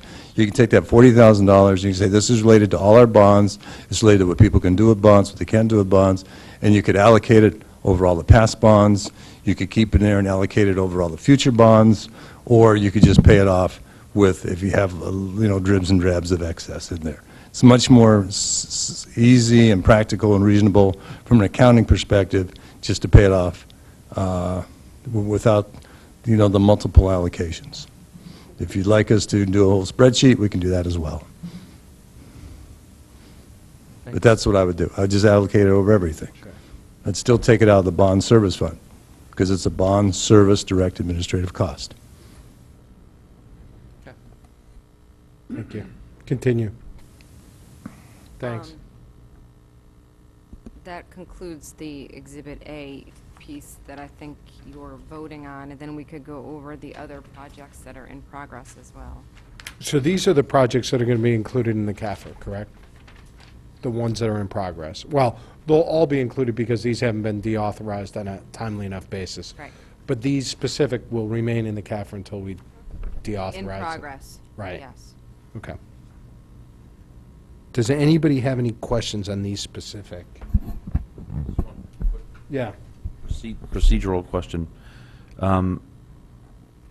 We always talk about bonds and the fact that you can issue a bond for $1 million, and if you only use 500,000 of it, that's all you're gonna, So why did the town issue debt higher than the expenses that we knew we were going to incur? Because we didn't know. We did, so there's a lag between issuing debt and paying the expenses. And the way that we issue debt, it's a rounded number. We don't get down to, and I even think they almost round to the 100,000th, right? Oh, okay, well, that would make sense, yeah, There's okay. always a little bit of, It's not a finite, not No. a specific number, right? So you're always gonna have these quote-unquote rounding errors with these there's always projects? some up and down. Okay, okay, Yep. fair. Okay. Any other questions, comments? On the, Mr. Becker, go ahead. yeah, this would be on the second Yep. exhibit, the in progress ones. That's not per vote. We haven't got to that yet. So do we want to, we're going to go to that after? we Yes, sir. close that. Yes, sir. Okay, that's fine then. Any other questions? Good for the vote portion. Anything? All right. Let's call this for a vote. So the item before us is a resolution approving the deauthorization of surplus appropriations for projects previously approved in bonding, for the bonding authority, and review of open bond issues. References made to Exhibit A, which we just reviewed. All in favor of this motion? Opposed, abstentions, that item carries. All right. Anything else, Mr. Becker? Go right ahead. Yeah. Well, are they going to, do they want to walk through this first? Yeah. Or do you want Do you want to walk through this real quick? I can. Okay, go ahead. There's two sections to the other handout. One are ones that the top section are in progress, still being expensed. The bottom three are completed but not yet audited by the state, so we cannot close them out until the final audit has been complete. The footnote below tells you that in the town debt issued, we did include, we had a $35 million ban last July. About 23 million or so was related to capital projects, the difference being to the non-recurring that we're not talking about this evening. But the 23 that we're assuming that we're going to bond then next year because we banned it this year, so that is included in the town debt issued amounts. But basically, it's total authorized expenses to date, the debt that the town has issued to date, and then any other sources of revenue that we've received.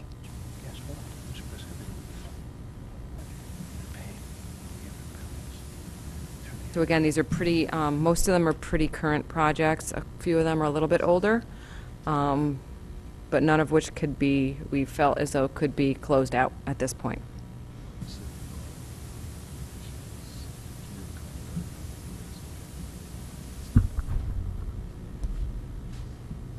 Any questions?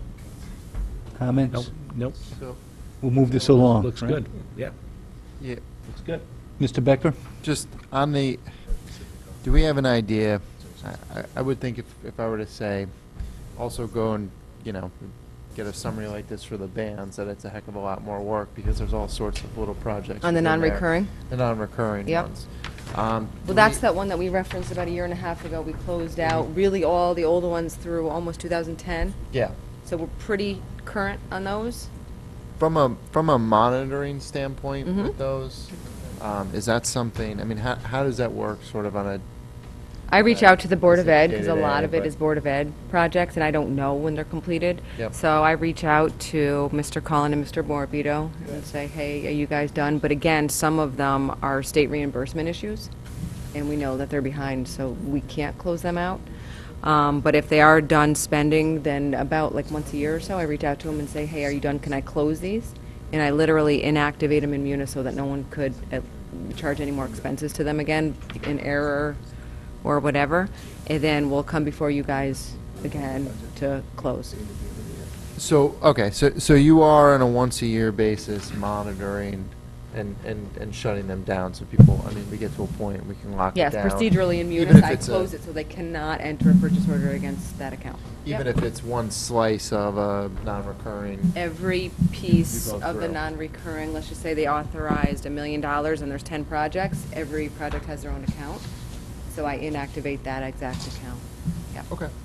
Yeah, I think I'm, from my perspective, a lot of this is that there's, we spend a lot of time on the budgets and the small amounts, and we dig deep, and then the bonds just sort of are out there, but they're huge numbers, and Yep. even on those non-recurrings, although they've come down in recent years, although they kind of went back up Yeah, this they year, did, right? yeah. But still significant dollars Yeah. are out there. Mhm. But if that's, I'm okay, I don't need to ask for a schedule or anything at this time Okay. on that end, but thank you. No, we're looking at them all. Yeah, no, that's good to hear. good. Thank you. Are we all set? Anybody else? Seeing none, I think we're done with this item. Thank you very much. The last item is to hear, consider, and act upon any communication. I do not know of any at this time. Mr. Mayor, do you know of any? None, sir. All right, so I think we're done. I thank everybody. I'm sorry for the lateness of the night. I think we got a lot accomplished, and I appreciate everyone's time and patience. Do I have a motion to adjourn? Mr. Brown, seconded by Mr. DeWitt. All in favor? Opposed? Abstentions? Everyone, we're adjourned. Good night, everybody, and happy holidays if we don't see each other. Merry Christmas, Happy New Year, Happy Hanukkah, and thanks for everything, exactly.